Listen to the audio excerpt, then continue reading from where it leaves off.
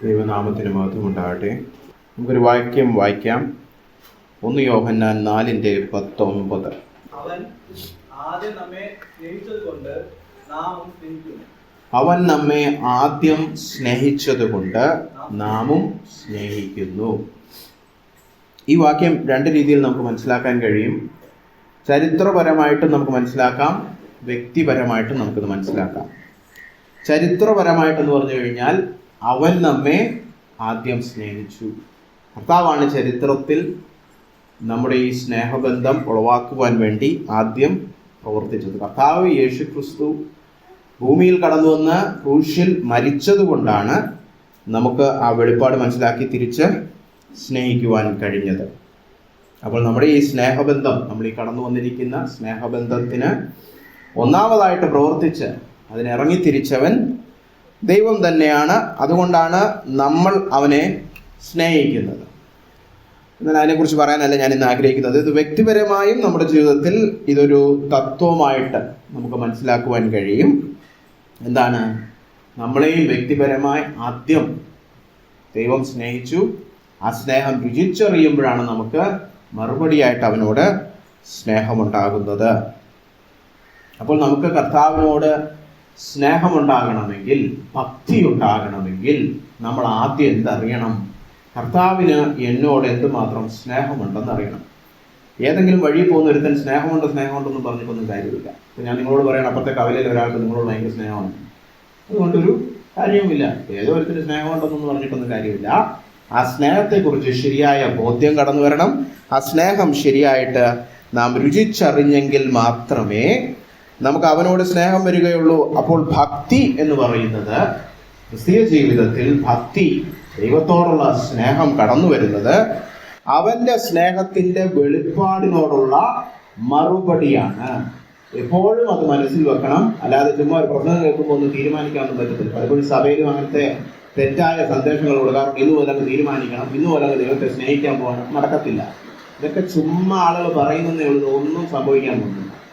ശരിക്കും ഭക്തനാകണമെങ്കിൽ ദൈവത്തിന് എന്നോട് വ്യക്തിപരമായി എത്രയധികം സ്നേഹമുണ്ടെന്നുള്ള വെളിപ്പാട് പ്രാപിച്ചിട്ട് അതിന് മറുപടിയായി എൻ്റെ ഹൃദയത്തിൽ ഉയരുന്നതാണ് ഭക്തി. അപ്പോൾ ഭക്തി എന്ന് പറയുന്നത് അവനോടുള്ള നമ്മുടെ മറുപടിയാണ്. അല്ലാതെ നമ്മുടെ തീരുമാനമോ നമ്മൾ എന്തെങ്കിലും ഒരു തിരഞ്ഞെടുപ്പെടുത്ത് അങ്ങോട്ട് ഇറങ്ങിത്തിരിക്കുന്നതിലോ ഒന്നും കാര്യമില്ല. അവൻ എന്നോട് എത്രമാത്രം സ്നേഹമുണ്ടെന്ന് വെളിപ്പാട് ലഭിക്കണം. പ്രസംഗം കേട്ടിട്ടും കാര്യമില്ല, വെളിപ്പാട് ലഭിക്കണം. ദൈവം ഉള്ളത്തിൽ പ്രകാശിപ്പിച്ചു തരണം, എന്നോട് വ്യക്തിപരമായി കർത്താവിന് എത്രമാത്രം സ്നേഹമുണ്ട്. അങ്ങനെ മനസ്സിലാക്കി അവനോട് നമ്മൾ പ്രതികരിക്കുമ്പോഴാണ് അത് ഭക്തിയായിട്ട് പരിണമിക്കുന്നത്. അപ്പോൾ ഇന്ന് ഈ സംസർഗം, ദൈവവും ഞാനുമായുള്ള ഈ സ്നേഹബന്ധം, ഈ സംസർഗത്തിൽ ഉളവായി വരുന്ന സ്നേഹമാധുര്യത്തെ കുറിച്ചാണ് ഞാൻ സംസാരിക്കാൻ ആഗ്രഹിക്കുന്നത്. അവന് എന്നോട് എത്രമാത്രം സ്നേഹമുണ്ട്, അത് മനസ്സിലാക്കുന്ന ശരിയായ ഒരു ഭക്തന്റെ ഉള്ളത്തിൽ നിന്ന് ഉളവാകുന്ന സ്നേഹം ഏതു തരത്തിലായിരിക്കും. അങ്ങനെ സ്നേഹസാന്ദ്രമായ ഈ അനുഭവം, ഈ ബന്ധത്തെക്കുറിച്ച് കൂടുതൽ പഠിക്കുവാനായിട്ടും അത് നിങ്ങളെ പ്രബോധിപ്പിക്കുവാനും വേണ്ടിയിട്ടാണ് ദൈവം ഇന്ന് എന്നെ അയച്ചിരിക്കുന്നത്. അപ്പം നമുക്ക് നമ്മുടെ വേദഭാഗത്തിലേക്ക് കടക്കാം. പഴയ നിയമത്തിലെ ഉത്തമ ഗീതം, നിങ്ങളത് എടുക്കുമ്പോൾ ആമുഖമായിട്ട് 1-2 കാര്യങ്ങൾ പറയട്ടെ. ഇവിടെ പറഞ്ഞിരിക്കുകയാണ് ശലോമോന്റെ ഉത്തമ ഗീതം. ഉത്തമ ഗീതമാണ് ഈ പുസ്തകത്തിന്റെ തലക്കെട്ട്. അതിൽ നിന്ന് തന്നെ ആമുഖമായി 1-2 കാര്യങ്ങൾ പറയട്ടെ. ഉത്തമ ഗീതം എന്ന് പറഞ്ഞാൽ വാക്കിന്റെ അർത്ഥം എന്താണ്? ഏറ്റവും സുപ്രധാനമായ ഗീതം, ഗീതങ്ങളുടെ ഗീതം, ഉദാത്തമായ ഗീതം, അല്ലെ, ശ്രേഷ്ഠമായ ഗീതം. അപ്പോൾ ഇവിടെ പറഞ്ഞിരിക്കുകയാണ് ശലോമോൻ. നമുക്കറിയാം ദാവീദിന്റെ മകനാണ് ശലോമോൻ. ശലോമോൻ എഴുതിയ ഗീതങ്ങളിൽ വെച്ച് ഏറ്റവും ഉത്തമമായ സുപ്രധാനമായ ഗീതമാണ് ഈ ഗീതം. നിങ്ങൾ എടുക്കണമെന്നില്ല. 1 രാജാക്കന്മാർ 4:29 മുതൽ 32 വരെ പറഞ്ഞിരിക്കുകയാണ് ശലോമോന് ദൈവം മറ്റുള്ള വ്യക്തികളെക്കാളെല്ലാം ജ്ഞാനം കൊടുത്തു. എന്നിട്ട് 32-ാം വാക്യത്തിൽ പറഞ്ഞിരിക്കുകയാണ് അവൻ 3000 സദൃശ്യവാക്യം പറഞ്ഞു, അവന്റെ ഗീതങ്ങൾ 1005 ഗീതങ്ങളായിരുന്നു. ഇത് അറിയാമോ എന്തോ? മലയാളത്തില് നമുക്ക് ഒരുപാട് ഗാനങ്ങളുണ്ട്, പഴയ ദേവദാസന്മാർ എഴുതിയത്. ആരും 1005 ഗാനമൊന്നും എഴുതിയിട്ടൊന്നുമില്ല. ഏറ്റവും കൂടുതലുള്ള 300-400 ലഭിച്ച സാറല്ലേ, അത്രയും ഗാനങ്ങളേ ഉള്ളൂ. ഇവിടെ ഒരാള് 1005 ഗീതങ്ങൾ എഴുതി. അതിൽ തന്നെ ഏറ്റവും ഉത്തമ ഗീതമാണ് ഇവിടെ പറഞ്ഞു. അപ്പൊ അത്രയ്ക്ക് ഉത്തമമായ 1000 പാട്ട് എഴുതിയതിൽ നിന്ന് ഒന്ന് ഏറ്റവും ഉത്തമമാണ്, ശ്രേഷ്ഠമാണെന്ന് പറയുവാൻ എന്താ ഈ പാട്ടിന്റെ പ്രത്യേകത? എന്താ ഇതിനുള്ളേ? ഈ പാട്ട് ഒരു പ്രേമഗീതമാണ് അല്ലേ? ഒരു ആട്ടിടയനും എന്നാൽ രാജാവുമായ ഒരു വ്യക്തി, അത് ശലോമോൻ തന്നെയാണ്. ആ വ്യക്തിയും ഒരു സാധാരണ ശൂലേംകാരി എന്ന് പറയുന്ന, അതൊരു സ്ഥലത്തിന്റെ പേരാണ് ശൂലമൈറ്റ്. ശൂലേംകാരിയായ ഒരു സാധാരണ സ്ത്രീയും തമ്മിലുള്ള ഒരു പ്രേമഗാനമാണ്. അവർ പ്രതിഷ്ഠിത വധുവരന്മാരാണ്. അവർ തമ്മിലുള്ള പ്രേമം, അത് കഴിഞ്ഞ അവരുടെ വിവാഹം, വിവാഹം കഴിഞ്ഞുള്ളവരുടെ സ്നേഹം, ഇതെല്ലാം പറഞ്ഞാൽ ഇതങ്ങ് തീരുന്നില്ല. ഇതിനകത്ത് ദൈവത്തെക്കുറിച്ചോ അല്ലെങ്കിൽ സ്വർഗത്തെക്കുറിച്ചോ മരണാന്തര പ്രത്യാശയെക്കുറിച്ചോ ഒന്നും പറയുന്നില്ല അല്ലേ? സങ്കീർത്തനത്തിൽ യഹോവേ എന്ന് പറഞ്ഞ് കുറെ കാര്യങ്ങളൊക്കെ പറഞ്ഞു പോയിട്ടുണ്ട്. അതൊന്നും അല്ല ഇവിടെ പറഞ്ഞിരിക്കുന്നത്. ഇവിടെ പ്രേമം അല്ലേ? അതിനെയാണ് ഈ 1005 പാട്ടുകളിലും ഏറ്റവും ഉത്തമ ഗീതമായിട്ട് വചനത്തിൽ പറഞ്ഞിരിക്കുന്നത്. അപ്പൊ അതെന്താണെന്ന് മനസ്സിലാക്കണമെങ്കിൽ എല്ലാവരും എടുക്കണമെന്നില്ല, വചനം വായിക്കുന്ന സഹോദരൻ മാത്രം. എഫീഷ്യലേഖനം 5-ാം അധ്യായം 31-ഉം 32-ഉം വായിച്ച് നമ്മളെ കേൾപ്പിക്കും. എഫീഷ്യലേഖനം 5-ന്റെ 31-ഉം 32-ലും പൗലോസ് പറയുകയാണ്, ഒരു മനുഷ്യൻ അപ്പനെയും അമ്മയെയും വിട്ട് ഭാര്യയോട് പറ്റിച്ചേരും, ഇരുവരും ഒരു ദേഹമായി തീരും. ഇത് വിവാഹങ്ങളിൽ നമ്മൾ വായിക്കുന്ന ഒരു വേദഭാഗമാണ്.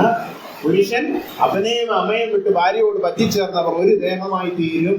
അടുത്ത വാക്യം, ഈ മർമ്മം വലിയത്, ഞാൻ ക്രിസ്തുവിനെയും സഭയെയും ഉദ്ദേശിച്ചത്രേ പറയുന്നു. കേട്ടോ, ഇത് ഞാൻ വിവാഹത്തെ കുറിച്ചുള്ള വാക്യമാണെങ്കിലും ഞാൻ ഉദ്ദേശിക്കുന്നത് കർത്താവായ യേശുക്രിസ്തുവും തന്റെ സഭയും തമ്മിലുള്ള ബന്ധത്തെ സൂചിപ്പിക്കുവാനായിട്ടാണ്. അപ്പൊ അവിടെ പറഞ്ഞിരിക്കുന്നത് അതൊരു വലിയ മർമ്മമാണ്. മർമ്മം അറിയാലോ, അന്ന് വരെ വെളിപ്പെടുത്തി കിട്ടാത്ത ഒരു സത്യം. ആ സത്യം അപ്പോസ്തലൻ വെളിപ്പെടുത്തുകയാണ്. എന്താ അവിടെ പറഞ്ഞിരിക്കുന്നത്? ഈ മാനുഷിക വിവാഹം ആത്യന്തികമായിട്ടും അതെന്താണ്? അത് വെറും ഒരു നിഴലാണ്. അതൊരു നിഴലാണ്, വേറൊരു വസ്തുവിലേക്ക് അത് ചൂണ്ടിക്കാണിക്കുകയാണ്. അപ്പൊ അത് നിഴലാണെങ്കിൽ പൊരുളെന്താണ്? പൊരുള് കർത്താവായ യേശുക്രിസ്തു തന്റെ സഭയും തമ്മിലുള്ള ബന്ധമാണ്. അപ്പൊ ഭാര്യാഭർത്തൃ ബന്ധം ആത്യന്തികമായിട്ടും വേറൊരു സ്നേഹബന്ധത്തിലേക്കുള്ള ചൂണ്ടുപലകയാണ്. ഞാൻ ഈ ഭർത്താവും ഞാൻ ഈ ഭാര്യയും ഇങ്ങനെ സ്നേഹിക്കുന്നതിന്റെ കാര്യം ഇത് ആത്യന്തികമായിട്ട് ചൂണ്ടിക്കാണിക്കുന്നത് വേറൊരു സ്നേഹബന്ധത്തെ കുറിച്ചാണ്. അതേത് സ്നേഹബന്ധമാണ്?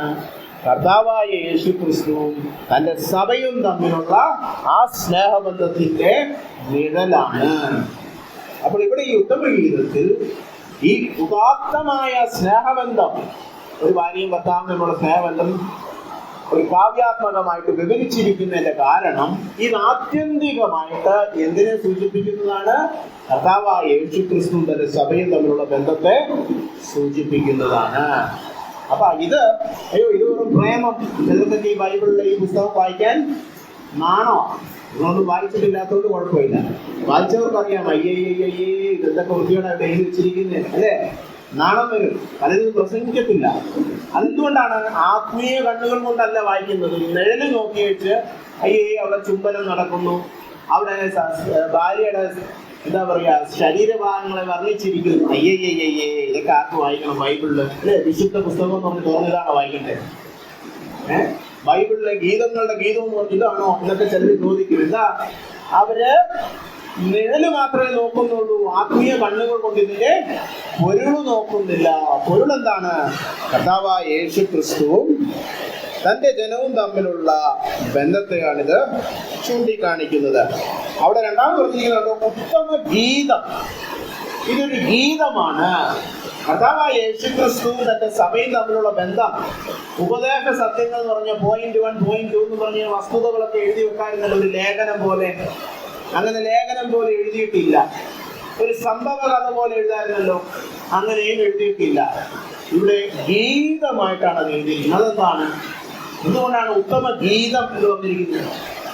ഉത്തമ ഗദ്യം എന്ന് പറഞ്ഞൊരു കഥ എഴുതിയ പോലെ ഇത് കഥയല്ല, ഇത് ഗീതമാകുന്നതിന്റെ കാരണം എന്താണ്? നമ്മൾ കവിതയൊക്കെ എഴുതുന്ന എപ്പോഴാണ്?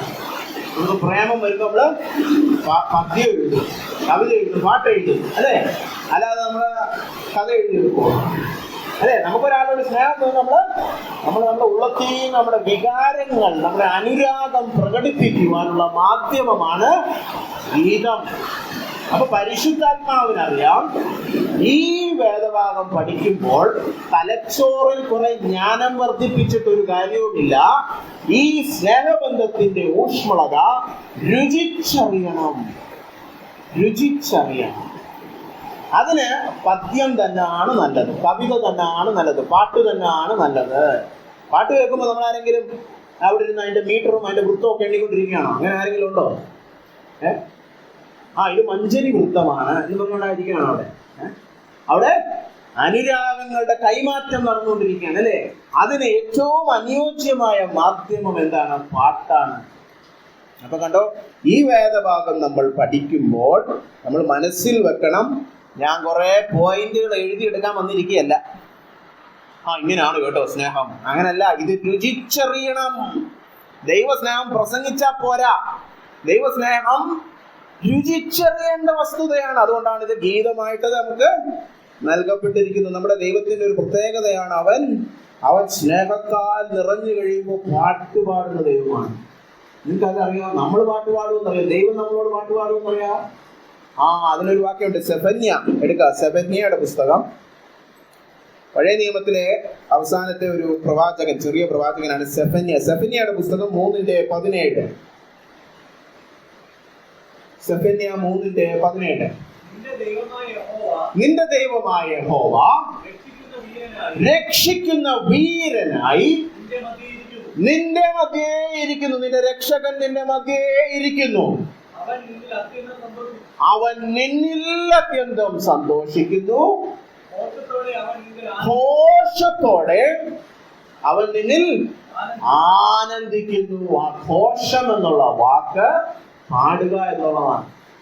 അതുകൊണ്ടാണ് പല പുതിയ സമകാലിക ബൈബിളിലൊക്കെ എഴുതിയിരിക്കുന്നത്, ഉത്സവ ദിവസത്തിൽ എന്ന പോലെ അവിടുന്ന് നിങ്ങളെ പ്രതി ആനന്ദ ഗീതം ഉയർത്തും. ആരെ കുറിച്ച് പറഞ്ഞിരിക്കും?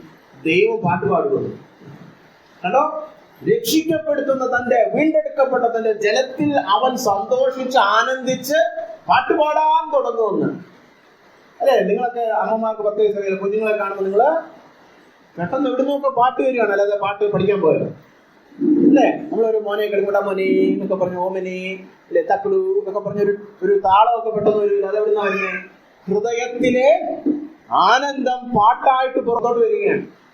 എന്ന് പറഞ്ഞതുപോലെ ദൈവം, രക്ഷകനായ ദൈവം തന്റെ ജനത്തിൽ ആനന്ദിച്ച് ഗീതമുയർത്തുന്നവനാണ്. നമ്മുടെ ദൈവം പാട്ടുപാടുന്ന ദൈവമാണ്. നിങ്ങൾക്കൊക്കെ ഇങ്ങനെ ഒരു യേശു ക്രിസ്തുവിനെ അറിയാവോ? സഭയിൽ വർഷങ്ങളായിട്ട് വന്നിരിക്കുന്നവരോട് ഞാൻ ചോദിക്കുക, നിങ്ങൾക്ക് നിങ്ങളോടുള്ള ദൈവത്തിന്റെ സ്നേഹത്തിന്റെ വെളിപ്പാട് കിട്ടിയിട്ടുണ്ടോ? അതിന്റെ ആധിക്യം അറിയാവോ? അതിന്റെ ആഴമറിയാവോ? നമ്മുടെ ദൈവം, അവന് നമ്മളിലുള്ള സന്തോഷം നിമിത്തം പാട്ടുപാടുന്ന ദൈവമാണ്. അപ്പോൾ ഈ ഉത്തമഗീതം അങ്ങനെ കർത്താവിന്റെ പരിശുദ്ധാത്മാവിനാൽ രേഖപ്പെടുത്തിയിരിക്കുന്ന ഒരു കവിതയാണ്. ഇതിന്റെ ഉദ്ദേശം ഒന്നേ ഉള്ളൂ, കർത്താവ് നമ്മളുമായിട്ടുള്ള സ്നേഹബന്ധത്തിൽ അടങ്ങിയിരിക്കുന്ന വിശുദ്ധ സംസർഗത്തിൽ നമ്മൾ ആശ്ചര്യമുള്ളവരായിരിക്കണം. നമ്മുടെ വികാരങ്ങളും അനുരാഗങ്ങളും ഉണരണം ഇത് വായിക്കുമ്പോൾ, ഇത് പഠിക്കുമ്പോൾ. പക്ഷേ നമ്മളത് പഠിക്കുമ്പോൾ എങ്ങനെ? ആത്മീയ കണ്ണുകൾ കൊണ്ടുവേണം അത് വായിക്കുവാൻ, ഇല്ലെങ്കിൽ ഒരു ഗുണവുമില്ല. അപ്പോൾ അതിൻ്റെ ആ കാവ്യാത്മകമായ ഭാഷ, അതിലടങ്ങിയിരിക്കുന്ന ചിത്രങ്ങൾ വചനത്തിൽ നിന്ന് തന്നെ വ്യാഖ്യാനിച്ച് മനസ്സിലാക്കിയാലേ ഈ ഗീതം കൊണ്ട് നമുക്ക് എന്തെങ്കിലും ഗുണമുള്ളൂ. നമുക്ക് 2 മുതൽ 4 വരെയുള്ള വാക്യങ്ങളിലേക്ക് കടക്കാം. ഇനിയാണ് സന്ദേശം തുടങ്ങുന്നത്. 2 കാര്യം നിങ്ങളെ ചൂണ്ടിക്കാണിക്കാനാണ് ഞാൻ ആദ്യമേ പറഞ്ഞു. നമുക്ക് ദൈവത്തോടുള്ള സ്നേഹവും ദൈവത്തിന് നമ്മളോടുള്ള സ്നേഹവും എങ്ങനെ ആയിരിക്കണം എന്നുള്ളത് ഈ ഉത്തമ ഗീതത്തിൽ നമുക്ക് പഠിക്കാം. ഈ ഉത്തമ ഗീതം തുടങ്ങുന്നത് സ്ത്രീയിൽ നിന്നാണ്, കാന്തയിൽ നിന്നാണ്, മണവാട്ടിയിൽ നിന്നാണ്. അപ്പൊ 2 മുതൽ 4 വരെയുള്ള വാക്യങ്ങൾ ഞാൻ തന്നെ വായിക്കാം. അവൻ തന്റെ അധരങ്ങളാൽ എന്നെ ചുംബിക്കട്ടെ, നിന്റെ പ്രേമം വീഞ്ഞിലും രസകരമാകുന്നു, നിന്റെ തൈലം സൗരഭ്യമായത്, നിന്റെ നാമം പകർന്ന തൈലം പോലെ ഇരിക്കുന്നു. അതുകൊണ്ട് കന്യകമാർ നിന്നെ സ്നേഹിക്കുന്നു. നിന്റെ പിന്നാലെ എന്നെ വലിക്ക, നാം ഓടിപ്പോക. രാജാവിനെ പള്ളി അറകളിലേക്ക് കൊണ്ടുവന്നിരിക്കുന്നു. ഞങ്ങൾ നിന്നിൽ ഉല്ലസിച്ചാനന്ദിക്കും. നിന്റെ പ്രേമത്തെ വീഞ്ഞിനേക്കാൾ ശ്ലാഘിക്കും. നിന്നെ സ്നേഹിക്കുന്നത് ഉചിതം തന്നെ. ഈ ഉത്തമ ഗീതം തുടങ്ങുന്നത് കാന്ത എന്ന് പറയുമ്പോൾ നമ്മൾ ഓർക്കണം, ദൈവസഭ, രക്ഷിക്കപ്പെട്ട ദൈവജനം, നിങ്ങളും ഞാനും പറയേണ്ട മാതൃകയാണ് ഇവിടെ കൊടുത്തിരിക്കുന്നത്. ഈ കാന്തയുടെ വാക്കുകൾ, അവളുടെ വായിൽ നിന്ന് വരുന്ന ആദ്യ പ്രാർത്ഥന, അവളുടെ ഹൃദയത്തിലെ രോദനം, അവളുടെ ഹൃദയത്തിലെ നിലവിളി, അവളുടെ ഹൃദയത്തിലെ ആഗ്രഹം പറഞ്ഞുകൊണ്ടാണ് ഈ പുസ്തകം തുടങ്ങുന്നത്, ഈ കവിത തുടങ്ങുന്നത്. അല്ലേ? അപ്പൊ ഇത് വായിച്ചപ്പോ ചിലർക്കൊക്കെ നാണമായി, അയ്യോ ഇത് എന്തോന്ന് ഈ ചെറുക്കം പ്രസംഗിക്കുന്നത്. അപ്പൊ അത് ആത്മീയ കണ്ണുകളോടെ കാണണം. എന്താ ആദ്യം പറഞ്ഞിരിക്കുന്നത്? ഈ പുസ്തകം തുടങ്ങുന്നത് എല്ലാവരും റെഡിയാണല്ലോ ദൈവവുമായിട്ടുള്ള ബന്ധത്തിന്റെ ആഴങ്ങൾ പഠിക്കാൻ. ഒന്നാമത് പറഞ്ഞിരിക്കുക, അവൻ തൻ അധരങ്ങളാൽ എന്നെ ചുംബിക്കട്ടെ.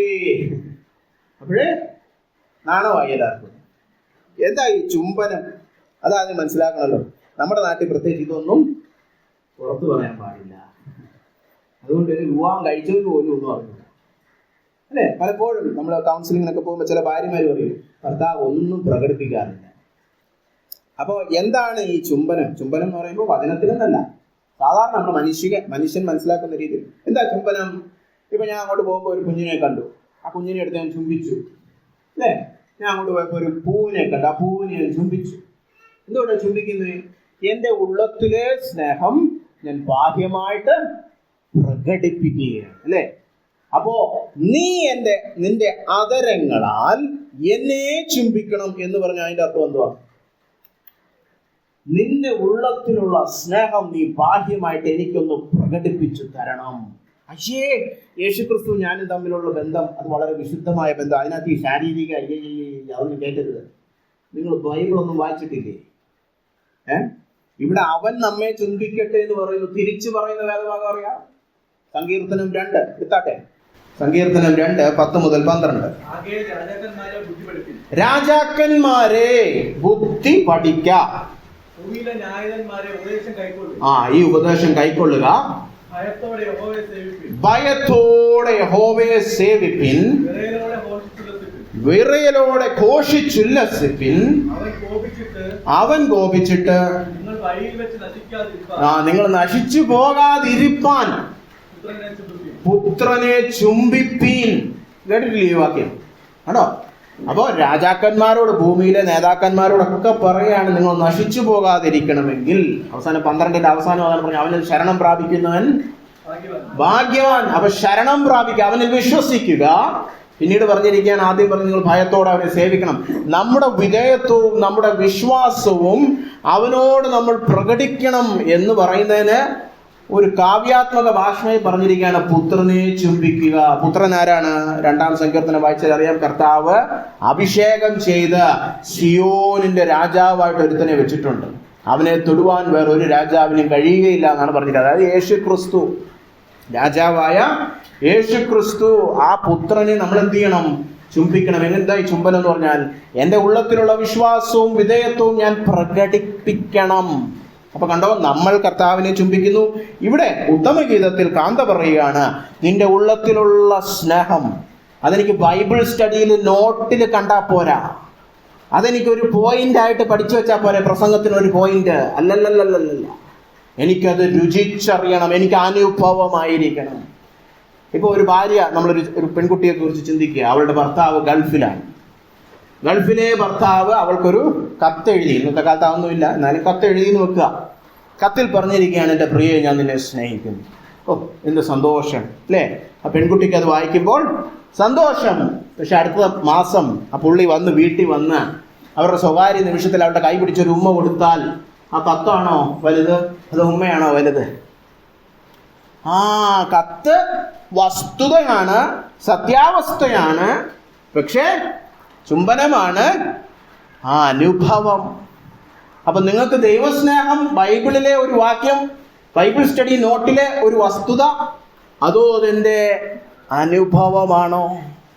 മണവാട്ടി സഭയുടെ വായിൽ നിന്ന് വരുന്ന ആദ്യത്തെ പ്രാർത്ഥന അതാണ്, ദൈവസ്നേഹം എനിക്ക് അനുഭവമായിരിക്കണം, എനിക്ക് അനുഭവിച്ചറിയണം ഈ ദൈവത്തെ. അല്ലാതെ ആരെങ്കിലും വന്ന് ബൈബിൾ പഠിപ്പിക്കുമ്പോൾ അത് കേട്ടോണ്ടിരിക്കുന്നതിൽ എനിക്കൊരു താല്പര്യമില്ല. കേട്ട സത്യങ്ങൾ എനിക്ക് രുചിച്ചറിയണം, എനിക്കത് രുചിച്ചറിയണം. അപ്പൊ എങ്ങനെയാ കർത്താവ് നമ്മളെ ചുംബിക്കുന്നേ? അവൻ്റെ ഉള്ളത്തിലുള്ള സ്നേഹം അവൻ എങ്ങനെയാ നമ്മളോട് പ്രകടിപ്പിക്കുന്നേ? ആ വെളിപ്പാട് നമുക്ക് എങ്ങനെയാ ലഭിക്കുന്നേ? രണ്ട് മാധ്യമങ്ങൾ ദൈവം ഉപയോഗിക്കും, അല്ലെ? ഇവിടെ പറഞ്ഞിരിക്കുന്ന അവന്റെ ആദരങ്ങളാൽ എന്നെ ചുംബിക്കട്ടെ. കർത്താവിന്റെ ആദരത്തിൽ നിന്ന് എന്തോ വരുന്നേ? ഈ സഭയിലുള്ളവരോട് ഇത്ര ചോദിക്കണം, ആദരങ്ങളിൽ എന്താ വരുന്നത്? മത്തായിയുടെ സുവിശേഷം 3-ാം അധ്യായത്തിലേക്ക് കടന്നുപോയേ. മത്തായി 4, അവിടെ കർത്താവിനോട് ഒന്നാമത്തെ പരീക്ഷയിൽ കർത്താവ് എന്താ അവിടെ പറഞ്ഞേ പിശാചിനോട്? 4-ാമത്തെ വാക്യം, മനുഷ്യൻ അപ്പം കൊണ്ട് മാത്രമല്ല ദൈവത്തിന്റെ വായിൽ കൂടി വരുന്ന സകല വചനം കൊണ്ടും ജീവിക്കും. അപ്പൊ അവന്റെ ആദരങ്ങളിൽ നിന്ന് എന്തോ വരുന്നേ? ആ വചനം. അത് പറയാൻ ഇത്ര നേരം വേണോ? അവന്റെ വചനങ്ങളിൽ വരുന്ന അവന്റെ വചനം. അപ്പൊ ആദ്യം അവന്റെ സ്നേഹം തിരിച്ചറിയണമെങ്കിൽ വചനം അറിയണം. ഇന്ന് വചനം വേണ്ട, വെളിപ്പാട് മതി എന്ന് പറയുന്ന കൂപമണ്ഡപങ്ങളുടെ ബഹളമാണ്, അല്ലെ? എനിക്കൊരു അനുഭവം, പരിശുദ്ധാത്മാവിലെ ഒരു അനുഭവം. വചനം അറിയാത്തവന് ഒരു അനുഭവം കിട്ടിയിട്ട് കാര്യമില്ല. വചനത്തെ പ്രകാശിപ്പിക്കുവാനാണ് പരിശുദ്ധാത്മാവ് കടന്നു വരുന്നത്, അല്ലെ? അപ്പൊ ആദ്യം വചനം നല്ലപോലെ ഗ്രഹിക്കണം, അറിയണം. പക്ഷെ അതിലങ്ങ് നിർത്തരുത്. അത് മറ്റേ കത്ത് കിട്ടിയതുപോലെ ഇവിടെ ഗൾഫിൽ. ഇനി എന്ത് വേണം? പരിശുദ്ധാത്മാവ് പ്രകാശിപ്പിക്കണം. ഈ പറഞ്ഞിരിക്കുന്ന വസ്തുതയൊക്കെ എന്നോട് ദൈവം പറയുന്നതാണെന്നും എനിക്കും കൂടെ ബാധകമാണെന്നും എന്നോട് ആത്മാവ് സാക്ഷ്യം പറയണം, അല്ലേ? അപ്പൊ കണ്ടോ, രണ്ട് മാധ്യമങ്ങൾ കർത്താവ് ഉപയോഗിക്കുന്ന അവന്റെ ചുംബനം നമുക്ക് നൽകുവാൻ. എന്താണ്? വചനവും ആത്മാവും. അപ്പൊ ഈ വായിച്ച ആദ്യത്തെ വരി നമ്മൾ ആത്മീയമായിട്ട് മനസ്സിലാക്കുമ്പോൾ എന്താണ് ഈ ഭാര്യ അല്ലെങ്കിൽ ഈ കാന്തനോട് പറയുന്നേ? കർത്താവായ യേശു ക്രിസ്തുവേ, നിന്റെ വചനത്തിലൂടെ, നിന്റെ പരിശുദ്ധാത്മ ശക്തിയിലൂടെ എൻ്റെ ഉള്ളത്തിൽ നിന്റെ സ്നേഹം എനിക്ക് രുചിച്ചറിയുന്ന ഒരു അനുഭവം എനിക്ക് നൽകണം. ഇതാണ് മണവാട്ടി സഭയുടെ വായിൽ നിന്ന് വരുന്ന ആദ്യത്തെ വാക്കുകൾ, ആദ്യത്തെ പ്രാർത്ഥന. നമ്മുടെയൊക്കെ ആദ്യത്തെ പ്രാർത്ഥന ഏതാ? നമ്മുടെയൊക്കെ ഏറ്റവും മുൻഗണന കൊടുത്ത് നമ്മൾ എന്നും പ്രാർത്ഥിക്കുന്നതും എപ്പോഴും ഹൃദയത്തിൽ നിന്ന് ഉയരുന്ന പ്രാർത്ഥന എന്തുവാ? കർത്താവേ, എനിക്ക് നിന്റെ സ്നേഹത്തെക്കുറിച്ചുള്ള ആഴമായ അനുഭവം നൽകണമേ. ഞാൻ അത്ര ദാഹത്തോടെ കടന്നു വരുന്നു. എനിക്ക് ഈ വചനം ഒന്ന് കേട്ടിട്ട് അറിവ് പ്രാപിച്ചിട്ട് കാര്യമില്ല. എനിക്ക് രുചിച്ചറിയണമെന്നുള്ള ഒരു മണവാട്ടിയുടെ ഹൃദയം നമ്മുടെ ഉള്ളത്തിലുണ്ടോ കർത്താവിനോട്? അതോ കർത്താവിൻ്റെ കൈകൾ കൊണ്ട് എന്തെങ്കിലുമൊക്കെ നേടിയെടുക്കണമെന്നുള്ള ചിന്ത മാത്രമേ ഉള്ളൂ? അത് മണവാട്ടി സഭയല്ല, അത് കച്ചവട സഭ, അല്ലേ? അത് മണവാട്ടി സഭയല്ല. ഇനി ഇവൾ പറയുന്നതിൻ്റെ കാരണം നിങ്ങളൊന്ന് കാണണമേ.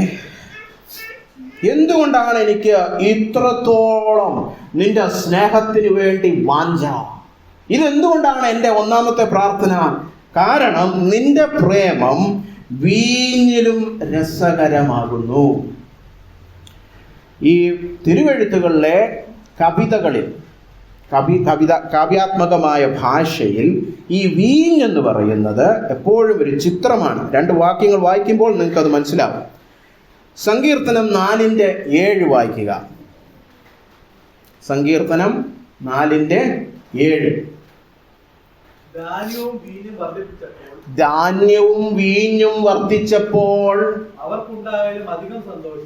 അങ്ങനെ കിട്ടിയവരെക്കാളും അധികം സന്തോഷം നീ എൻ്റെ ഹൃദയത്തിൽ നൽകിയിരിക്കുന്നു. അപ്പൊ ധാന്യം, വീഞ്ഞ്, എണ്ണ എന്നൊക്കെ പറയുന്നത് പഴയ നിയമ പുസ്തകത്തിൽ, പ്രത്യേകിച്ച് ഈ കവിതാ പുസ്തകങ്ങളിൽ കാവ്യാത്മകമായ ഭാഷയിൽ എന്തിനെ സൂചിപ്പിക്കുന്നു? ഭൗമികമായ സമൃദ്ധി, ഭൗമികമായ സമ്പത്ത്, സ്വത്ത് വകകൾ. അതിൻ്റെ ഒരു ചിത്രമാണ് എന്ത്? വീഞ്ഞ്, അല്ലേ? അല്ലാതെ ഇവിടെ അരിയും ഗോതമ്പൊന്നും അല്ല പറഞ്ഞിരിക്കുന്നത്. നിത്യോപയോഗ സാധനങ്ങൾ. വീഞ്ഞെന്ന് പറഞ്ഞാൽ എന്താണ്? എല്ലാം ഉണ്ട്. ഇനി കാലും വെച്ച് വീഞ്ഞും കുടിച്ച് ഇങ്ങനെ ഇരിക്കാം, അല്ലേ? അപ്പൊ ഒരു സുഖത്തിന്റെ ചിത്രമാണ്, സമ്പന്നതയുടെ ചിത്രമാണ്. അതുപോലെ സദൃശ്യവാക്യം 21:17. ഉല്ലാസപ്രിയൻ സുഖലോലുപതകളുടെ പുറകെ നടക്കുന്നവൻ അവൻ ദരിദ്രനായി പോകും. വീഞ്ഞും തൈലവും പ്രിയപ്പെടുന്നവൻ ധനവാനാകുകയില്ല. കേട്ടോ, അപ്പൊ സുഖലോലുപതയുടെ ചിത്രമായിട്ട് അവിടെ പറഞ്ഞിരിക്കുക വീഞ്ഞും തൈലവും. അപ്പൊ കണ്ടോ, ഈ വീഞ്ഞെന്ന് പറയുമ്പോൾ പഴയ നിയമത്തിലെ കവിതാ പുസ്തകങ്ങളിൽ കവിതാ ഭാഷയിൽ എന്തിനെ സൂചിപ്പിക്കുന്നു? ഭൗമികമായ സമൃദ്ധിയെയും ലൗകികമായ സുഖത്തെയും. ഇനി അത് മനസ്സിൽ വെച്ച് ഈ വാക്യം ഒന്ന് കേട്ടെ. നിന്റെ പ്രേമം വീഞ്ഞിലും രസകരമാകുന്നു എന്ന് പറഞ്ഞാൽ അതിന്റെ അർത്ഥം എന്താണ്? നിന്റെ പ്രേമം, നിന്റെ സ്നേഹം കർത്താവെ, ഈ ഭൂമിയിലുള്ള എല്ലാ സമ്പത്തിനേക്കാളും ഈ ലോകത്തിൽ എനിക്ക് അനുഭവിക്കുവാൻ കഴിയുന്ന എല്ലാ സുഖത്തെക്കാളും രസകരമാണെന്ന് ഞാൻ കാണുന്നു. എല്ലാരും കാണുന്നു എന്നല്ല പറഞ്ഞത്. മണവാട്ടി സഭ, അതാണ് അതിന്റെ പ്രത്യേകത. അതുകൊണ്ടാണ് മണവാട്ടി സഭയുടെ ആദ്യത്തെ പ്രാർത്ഥന, കർത്താവേ, എനിക്ക് എല്ലാത്തിനും ഉപരിയായി എന്ത് വേണം? എനിക്ക് നിന്റെ സ്നേഹം രുചിച്ചറിയുന്ന ഒരു അനുഭവം നീ എനിക്ക് തരണം. അതാണ് എൻ്റെ ഹൃദയത്തിലെ ഏറ്റവും ഉയർന്ന പ്രാർത്ഥന. കാരണം എന്താണ്? എനിക്ക് ലോകത്തിലെ ഒന്നും വേണ്ട, എനിക്ക് ഭൂമിയിലെ ഒന്നും വേണ്ട. കർത്താവ് പറയാണ്, നീ വരം ചോദിച്ചോ, ഞാൻ എന്തും തരാം. എനിക്ക് ഭൂമിയിലെ ഒന്നും വേണ്ട, ലോകത്തിലുള്ള ഒരു സുഖവും വേണ്ട, എനിക്ക് നിന്നെ വേണമെന്ന് എത്ര പേർ പറയും? അതാണ് മണവാട്ടി. ഇന്ന് സഭയിൽ മണവാട്ടികൾ കുറവാണ്. സഭയിൽ കച്ചവടം ചെയ്യാൻ വരുന്നവർ ഒരുപാട്. കർത്താവുമായിട്ട് ബിസിനസ്, അല്ലേ? നമ്മൾ ആത്മീയ കാര്യങ്ങൾ പോലും ബിസിനസ് ആക്കും. കർത്താവ്, ഞാൻ നിന്നെ ആദ്യ സ്നേഹം കാണിക്കാം, കാരണം എങ്കിലും എനിക്ക് പരാജയം വരത്തില്ലല്ലോ. അതും കച്ചവടമാണ്. ആത്മീയ കാര്യങ്ങളെ കച്ചവടവൽക്കരിച്ചു. എനിക്ക് നന്മ ലഭിക്കുവാൻ ഞാൻ നിന്നെ സ്നേഹിക്കാം എന്നല്ല ഇവിടെ പറഞ്ഞിരിക്കുന്നത്. എനിക്ക് അതൊന്നും കിട്ടിയിട്ട് ഒരു കാര്യവുമില്ല കർത്താവേ. ഞാൻ ഈ ഭൂമിയെക്കുറിച്ചും ലോകത്തെക്കുറിച്ചും പ്രാർത്ഥിക്കുന്ന പ്രാർത്ഥന എല്ലാം കിട്ടിക്കഴിഞ്ഞാലും ഞാൻ തൃപ്തനാകുകയില്ല. കാരണം എൻ്റെ ഉള്ളത്തിൽ എന്നെ തൃപ്തിപ്പെടുത്തുന്ന ഏക കാര്യം നിന്റെ സ്നേഹം എനിക്ക് രുചിച്ചറിയണം. ശരിക്കും പ്രേമത്തിലായവരിങ്ങനല്ലേ സംസാരിക്കുന്നത്? പ്രേമത്തിലായവർക്കൊക്കെ അറിയാം, അല്ലേ? അല്ലേ? അവർ പറയാണ്, ഇപ്പോൾ ഒരു പെണ്ണും ചെറുക്കനും പ്രേമത്തിലായി പയ്യൻ വന്നിട്ട് പറയാണ്, നിനക്ക് ഞാൻ കാറ് വാങ്ങിച്ചു തരും, നിനക്ക് ഞാൻ വീട് വെച്ച് തരും, എന്നിട്ട് നീ അപ്പുറത്തവനെ കല്യാണം കഴിച്ചോണം. അവൾ പറയും, എനിക്ക് വീടും വേണ്ട, കാറും വേണ്ട, ഒരു കുന്തവും വേണ്ട, എനിക്ക് നിങ്ങളെ മതി എന്നല്ലേ പറയത്തുള്ളൂ. അത് നമുക്ക് സാമാന്യ ബുദ്ധി മനസ്സിലാക്കുന്ന കാര്യമല്ലേ. പക്ഷെ ഇന്നത്തെ ചില പെണ്ണുങ്ങൾ നമ്മുടെ സഭയ്ക്കകത്ത് എന്താണ് ചെയ്യുന്നത്? ആത്മീയമായിട്ട് പറയാണ്, കർത്താവേ, എനിക്ക് കാറ് വേണം, എനിക്ക് വീട് വേണം, നിന്നെ വേണ്ട, അല്ലേ? എന്നിട്ട് പറയണം, എനിക്ക് നിന്നോട് പ്രേമമാണ്. അതെന്തോന്ന് പ്രേമം? കാന്തനെ വേണ്ട, കാന്തൻ തരുന്നതെല്ലാം വേണം. വീഞ്ഞ് വേണം, തൈലം വേണം, ധാന്യം വേണം. ഇവിടെ പറഞ്ഞ എനിക്ക് വീഞ്ഞിനേക്കാളും രസകരം നിന്റെ പ്രേമം അനുഭവിച്ചിരിക്കുന്നതാണ്. വേറെ ഒന്നും നീ തന്നില്ലേലും എനിക്കൊരു കുഴപ്പമില്ല. അതാണ് ഞാൻ പറഞ്ഞത്, ഇത് ഭക്തിയാണ്. ഇതാണ് ശരിയായ ഭക്തി, നിർവ്യാജ ഭക്തി. സകലത്തിലും ഉപരിയായി എനിക്ക് ദൈവം തന്നെയാണ് വലുത്. അല്ല, ദൈവം എനിക്ക് തരും, ദൈവം എന്നെ സഹായിക്കും. ചില പാട്ടുകളൊക്കെ ഉണ്ട്. ഇന്നലെ ഞങ്ങൾ ഒരുമിച്ച് യാത്ര ചെയ്ത് ചില കൂതറ പാട്ടുകളൊക്കെ വരുമ്പോൾ ആക്കില്ല, അയ്യേ ഇതെന്തൊരു പാട്ടെന്ന് പറഞ്ഞ് മാറ്റി. അപ്പം എനിക്ക് മനസ്സിലായി, സഹോദരന് ബുദ്ധിയുണ്ട്, അല്ലേ? ചില പാട്ടുകളുണ്ട്, ഞാൻ ജോലിയിൽ അനുഗ്രഹിക്കപ്പെടും എന്നൊക്കെ പറഞ്ഞ് കൂറ പാട്ടുകൾ. അതായത് കർത്താവിനെ മുതലെടുത്ത് ഞാൻ ലോട്ടറി ടിക്കറ്റൊക്കെ എടുത്ത് ജയിച്ച് ഞാൻ വലിയ സമ്പന്നനാകും. ഇതുപോലത്തെ കൂറ കച്ചവട പാട്ടുകളൊന്നും പാടരുത്. ഇവിടെ ദൈവം അങ്ങനത്തെ പാട്ടൊന്നും പാടാറില്ല. യേശുക്രിസ്തുവുമായിട്ട് സ്നേഹബന്ധത്തിലാണോ കച്ചവട ബന്ധത്തിലാണോ? കച്ചവട ബന്ധത്തിൽ വരുന്നവർ ഒരുപാട് പേരുണ്ടായിരുന്നു. പുരുഷാരം, നമുക്കറിയാം, സുവിശേഷത്തിൽ പുരുഷാരം വന്ന് അപ്പം വാങ്ങിച്ചു, സൗഖ്യം വാങ്ങിച്ചു, ഭൂതം പോയി കെട്ടി, അതോടെ അവരും പോയി, അല്ലേ? കർത്താവിനോട് സ്നേഹമുള്ളവൻ ആ ഭൂതഗ്രസ്തനെ പോലെയാണ്. കർത്താവ് ഭൂതമൊക്കെ പോയിരിക്കും, ഇനി നിന്റെ കൂടെ വരണം, അല്ലേ? നമ്മൾ ഗദരദേശത്തെ ഭൂതഗ്രസ്തന്റെ കാര്യം വായിക്കുന്നുണ്ട്. അവന്റെ ഭൂതമൊക്കെ പോയപ്പം അവൻ കർത്താവിനോട് പറഞ്ഞത്, എനിക്ക് നിന്റെ കൂടെ വരണം, വേറെ ഒരിടത്ത് തന്നെ അയക്കരുത്, എനിക്ക് നിന്റെ കൂടെ ജീവിക്കാം, എനിക്ക് അപ്പോസ്തലനാകണമെന്നോ സ്ഥാനം തരണമെന്നോ ഒന്നുമില്ല, ഞാൻ നിന്റെ കൂടെ നിന്റെ ആ ബോട്ടിന്റെ ബാക്കിൽ ഇരുന്നോളാം. അതാണ് ഭക്തൻ, അതാണ് മണവാട്ടി. നിന്റെ പ്രേമം വീഞ്ഞിലും രസകരമാകുന്നു. എനിക്ക് നീ തരുന്നതിനേക്കാളും നിന്നെ വേണം കർത്താവേ. നിന്റെ സ്നേഹം ഞാൻ രുചിച്ചറിഞ്ഞാലേ എൻ്റെ ഹൃദയം പൂർണ്ണമായിട്ടും തൃപ്തി കണ്ടെത്തത്തുള്ളൂ. 3-ാമത്തെ വാക്യത്തിൽ പിന്നീടും പറഞ്ഞിരിക്കുകയാണ്, നിന്റെ നാമം പകർന്ന തൈലം പോലെ. ഇതായി പകർന്ന തൈലം, നല്ല സൗരഭ്യവാസനയുള്ള, അല്ലേ? നിന്റെ തൈലം സൗരഭ്യമായത്, സൗരഭ്യവാസനയുള്ള ഒരു തൈലം. ഇവിടെ കൊണ്ടിങ്ങനെ കമത്തിയോ എന്ത് പറ്റും? ഈ മുറി മുഴുവൻ അതിൻ്റെ സൗരഭ്യം പകരും. അതുപോലാണ് എനിക്ക് എന്ത്? നിന്റെ നാമം. നിന്റെ നാമം എന്ന് പറഞ്ഞാൽ എന്താണ്? നീ ആകുന്ന വ്യക്തി, നിന്റെ സ്വഭാവം, നിന്റെ സാന്നിധ്യം. അപ്പോൾ ഈ മണവാട്ടി സഭ, ഈ മണവാട്ടി ഭക്ത എന്തുകൊണ്ടാണ് തൻ്റെ ഹൃദയത്തിൽ നിന്നുള്ള ആദ്യത്തെ പ്രാർത്ഥന അവൻ തൻ്റെ അധരങ്ങളാൽ എന്നെ ചുംബിക്കട്ടെ, അവൻ തൻ്റെ വചനത്തെയും പരിശുദ്ധാത്മാവിനെ അയച്ച് അവൻ്റെ ഉള്ളത്തിലുള്ള അനുരാഗം എനിക്ക് വെളിപ്പെടുത്തി തരട്ടെ എന്ന് പ്രാർത്ഥിച്ചതിൻ്റെ കാരണം, വീഞ്ഞിനേക്കാളും വലുത് നിന്റെ പ്രേമമാണ്. എനിക്ക് ലോകത്തിലുള്ള എല്ലാ സുഖലോലുപതകളെക്കാളും നിന്റെ സ്നേഹമാണ് വലുത്. 2, നിന്റെ സാന്നിധ്യമാണ് എനിക്ക് ഏറ്റവും സൗരഭ്യമാർന്നത്. നിന്റെ സ്നേഹവും നിന്റെ സാന്നിധ്യവുമാണ് എൻ്റെ ഹൃദയത്തിൽ ഏറ്റവും വിലമതിക്കുന്നത്. നമ്മളൊക്കെ ഇങ്ങനെയാണോ? കവിതയൊക്കെ പഠിച്ചു കഴിഞ്ഞു, ഇനി നമ്മളിങ്ങനെയാണോ? നമ്മുടെ ഹൃദയത്തിൽ നിന്ന് എപ്പോഴും ഉയരുന്ന പ്രാർത്ഥന എന്താണ്? അതിലെ മാനദണ്ഡം എന്താണ്? അതിലെ മുൻഗണന എന്താണ്? അയ്യോ ഇനി കിട്ടണേ, അയ്യോ ഓയിൽ കിട്ടണേ, എണ്ണ കിട്ടണേ, ഇതാണോ? എങ്ങനെയൊക്കെ വയറ്റിപ്പഴുപ്പ് അതാണോ? അത് പ്രാർത്ഥിക്കണ്ടെന്നല്ല, അതാണോ? പക്ഷേ ഏറ്റവും ഉച്ചസ്ഥായിയിൽ ഉയർന്നു കേൾക്കുന്ന നിലവിളി അതോ എനിക്ക് യേശുവിനോട് പ്രേമമാണ്, എനിക്ക് അവൻ്റെ പ്രേമം കിട്ടിയാൽ അതിനി ഒന്നും കിട്ടിയില്ലേലും കുഴപ്പമില്ല കർത്താവേ, പലതും നീ തന്നിട്ടില്ല മറ്റുള്ളവരെ അപേക്ഷിച്ച്, എനിക്കതൊന്നും ഒരു കുഴപ്പമില്ല, നിന്നെ എനിക്ക് അതിയായി തന്നിട്ടുണ്ടല്ലോ, അല്ലേ? ആ സന്തോഷമുണ്ടോ? ഞാൻ ഒരുപാട് വിശ്വാസികളെ കാണാറുണ്ട്. നമ്മുടെ എല്ലാം ജീവിതത്തിൽ ചില മുള്ളുകളുണ്ട്.